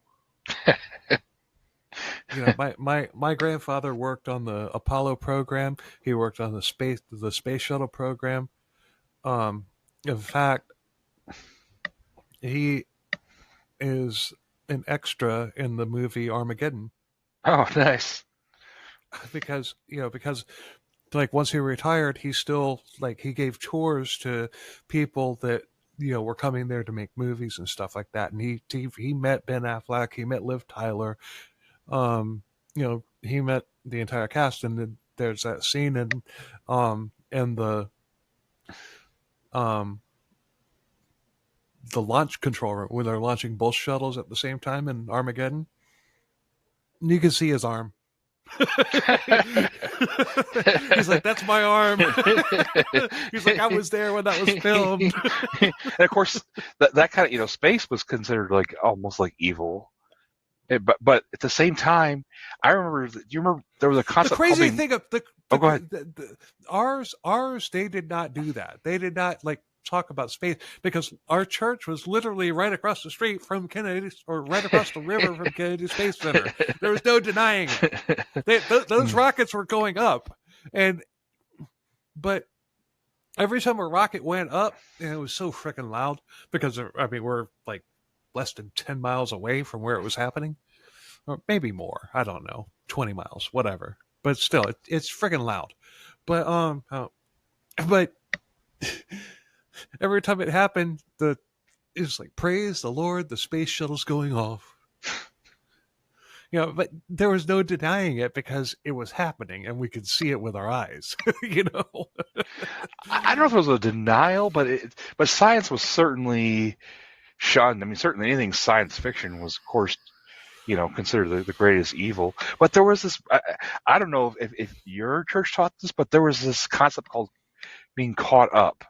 And it was almost like you were so holy, the earth couldn't contain you. And for a brief moment, you'd be in a trance-like state and you'd basically be in heaven because you're so holy, almost the earth couldn't contain you, and that you would be in heaven for a time. For a time. But that's what happened to Freeman. He was caught up. He was caught up, and that's why he died. He didn't die because of diabetes. He didn't die because of gangrene. He didn't die. Yeah. But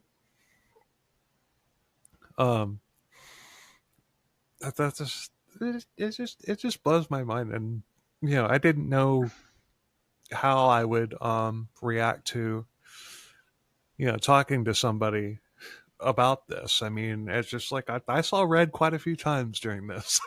Oh yeah.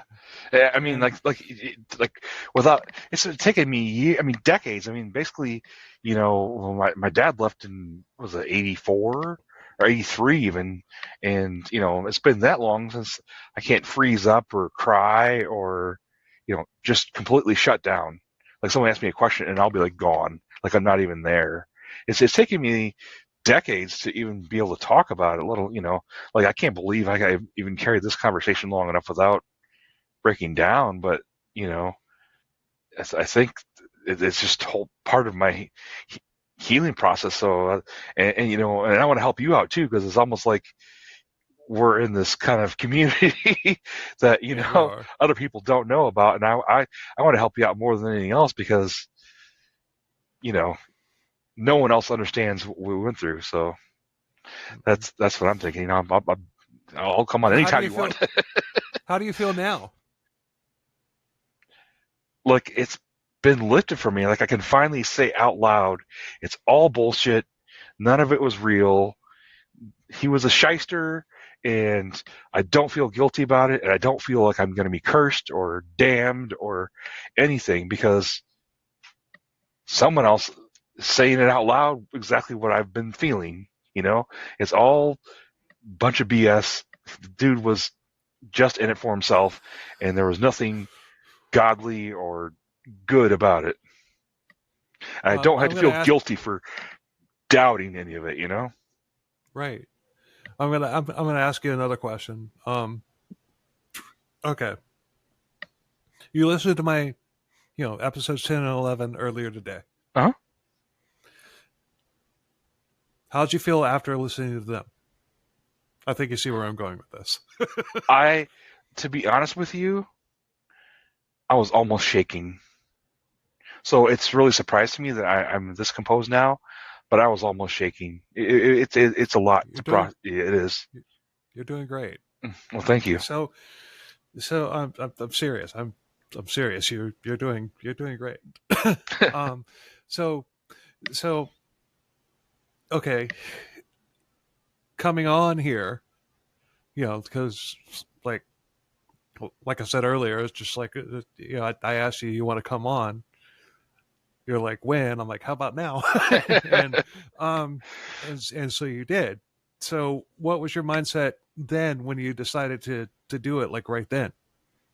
I'm asking you this for a reason, and I'll get to that when I'm done with my series of questions. Well, tonight I had some plans with my wife, and when I told her, like, I want to do this, it shocked the hell out of her. Her mind was blown. Like, you really can talk about this? Because, we've been together for 7 years now, and this is about the first time I've been able to even say anything out loud, practically. Anytime she's asked me a question, I'm like, I can't talk about it now. It's like, when are you going to be able to talk about this? I don't know. But for whatever reason, I just had a breakthrough, and I'm like, it needs to be told. I don't care how raw and ridiculous, I might sound sometimes, but the stories need to be out there. Other people are need this because I needed it when you told the story. So I appreciate you, and I'm really grateful for what you've helped me get through today. So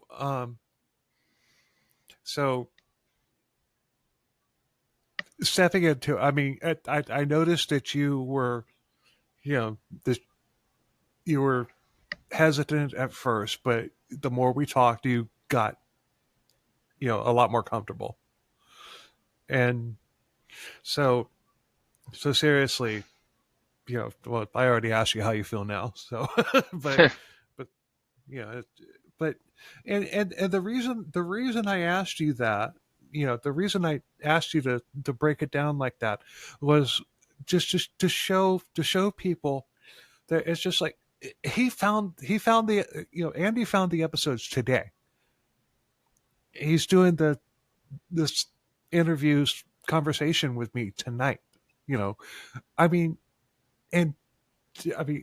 do you feel like a really big weight is lifted off of your shoulders and everything? Do you feel better is my question. 100%. I feel like I've reached a new chapter here, and it's something that, I can talk about. And, I don't know, I can't explain it, the timing or like that, but I had to find out. I've been doing a little bit of research, and I found some other things that I wasn't quite connecting with as much, but I will do some more research on it. But, hearing a survivor about my age and who's been through a lot of stuff, like, it is a lot different than reading a Wikipedia page that's right. And sometimes in the past when I read it, and like, this is ridiculous. Like, sounds like he was a good guy for 90% of it. And like, where do you get this information from? Because it is not from an insider, that is really realized what's going on. And I joined the Facebook group for a while, but there's a huge difference in people's experiences. If you haven't lost, you haven't been through a trauma like you did with the divorce, or like me when I lost my brother. Like, some people still think that they're like somehow the elect, the special remnant that that, and they still carry it with them because they hadn't actually experienced anything, and it's just random chance, like, congratulations, you didn't experience a major loss, but it has nothing to do with your faith, Well, because they we believed did. as hard as anybody else. They did, but they're still like hook, line, and sinker, you know, into this. They're still all in, and I feel sorry for those people. And I do, yeah. it really sucks for them, because it's just like, that's not how God intended you to be. God didn't intend you to be a slave. I mean, God, all right, you know what? I'm getting on a freaking religious soapbox now, which is something I've never done before. God liberated the Israelites from Egypt. God did, through Moses. Do you think that God, who liberated, through Moses, liberated the Israelites from Egypt, would then want to see his people be enslaved by a fucking cult leader? No. I mean, even I mean, if you want to get like theological, I mean, look at Paul chastising Peter about only eating with Jewish people. Like, even the people who are so close to Jesus, and so holy, like the most revered people in Christianity, apart from Jesus, committed sin and made mistakes, but somehow this cult leader that started this church in Indiana, and branched out to many other places, and even other countries, somehow he was so holy that even he hasn't committed sin like the apostles might have. Right. But yeah, it just, I'm glad that this, I'm glad you did this, because it's like I can only imagine. I remember when I made the discovery and everything, and I was just like, holy crap, this was a cult, and but the more I researched it, the more I looked into it, it was just like, you know what? It all makes sense. Every bit of it makes sense. It was a freaking cult. And, and I can remember, when I was a teenager, I was talking to a friend of mine about this weird church that I grew up in and everything. And I told him, some of the details about it. And he's just like, that's not a church, that's a cult. And that was like what implanted into my mind. It's just like, okay. But I didn't really start, that was like, I don't know, the early 90s, late 80s, early 90s. But I didn't really start like doing my research, my discovery mode, until around 2005. But still, and look what's happened as a result of those two episodes. Yeah, a light's being shown on those assholes.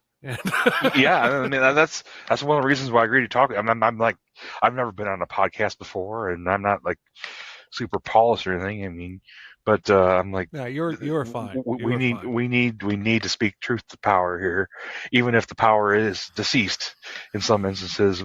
We need to validate other people's experiences. But he's not gone. He's not gone, because there's still active sects of this cult around. So yeah, if we can reach one person that's still in one of these active sects, then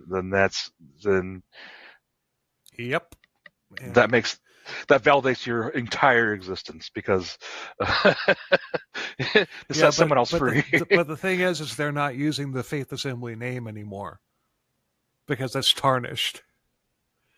So it's gonna be hard to like locate these active sects now, because they're calling themselves something different. They're teaching. There's one that where the frickin' preacher was just playing Hobart Freeman tapes for his service. This was the girl that I went on Human Monsters with. Yeah, that I was telling you about. That was her dad, and he would just sit there and play Hobart Freeman tapes. And it was just like, what? And I said on that podcast, I was just like, what? He's just playing tapes? She's like, yeah. Like, this seems like a really easy gig for your dad. It sure does. But don't give 80s money. You need to give current money so that we can play more of these tapes. But I have a toast, though. It's good to drink a beer without fear that eternal damnation is near. Clinks.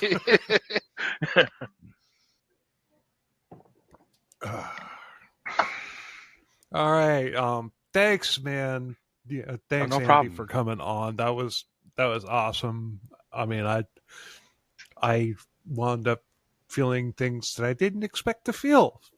But like I said, you're the first person that I've had on in 3 years, from this cult. So, hopefully we'll get more moving on, as time goes on and everything. But, yeah, it was enlightening. It was maddening. It was, it was all of the above, but overall I enjoyed it. And thank you for coming on. Well, thank you. And even though it used to be evil, I'll say best of luck to you in all your future endeavors, and I'll be looking at your other content here. And so I'm grateful I found you your 2 episodes here, but I kind of want to learn some more about some other cults to kind of see what the patterns are here too. Because I haven't really been able to do that kind of business. It's been so difficult for me to even think about things like that I've really avoided it. But yeah, I look forward to seeing some of your content too. Now that you've taken this step and everything, hearing about other cults isn't going to affect you as much. Yeah, I know that. Yeah. So I mean, that's why I've covered probably about 30 of them. And. Yeah, and there's plenty more, but anyway, thanks for listening. Hope you enjoyed it. If you like us, if you like the podcast, tell a friend. If you hate it, tell an enemy. And until next time, later. Say bye, Andy. Bye. That sounded like Borat right there.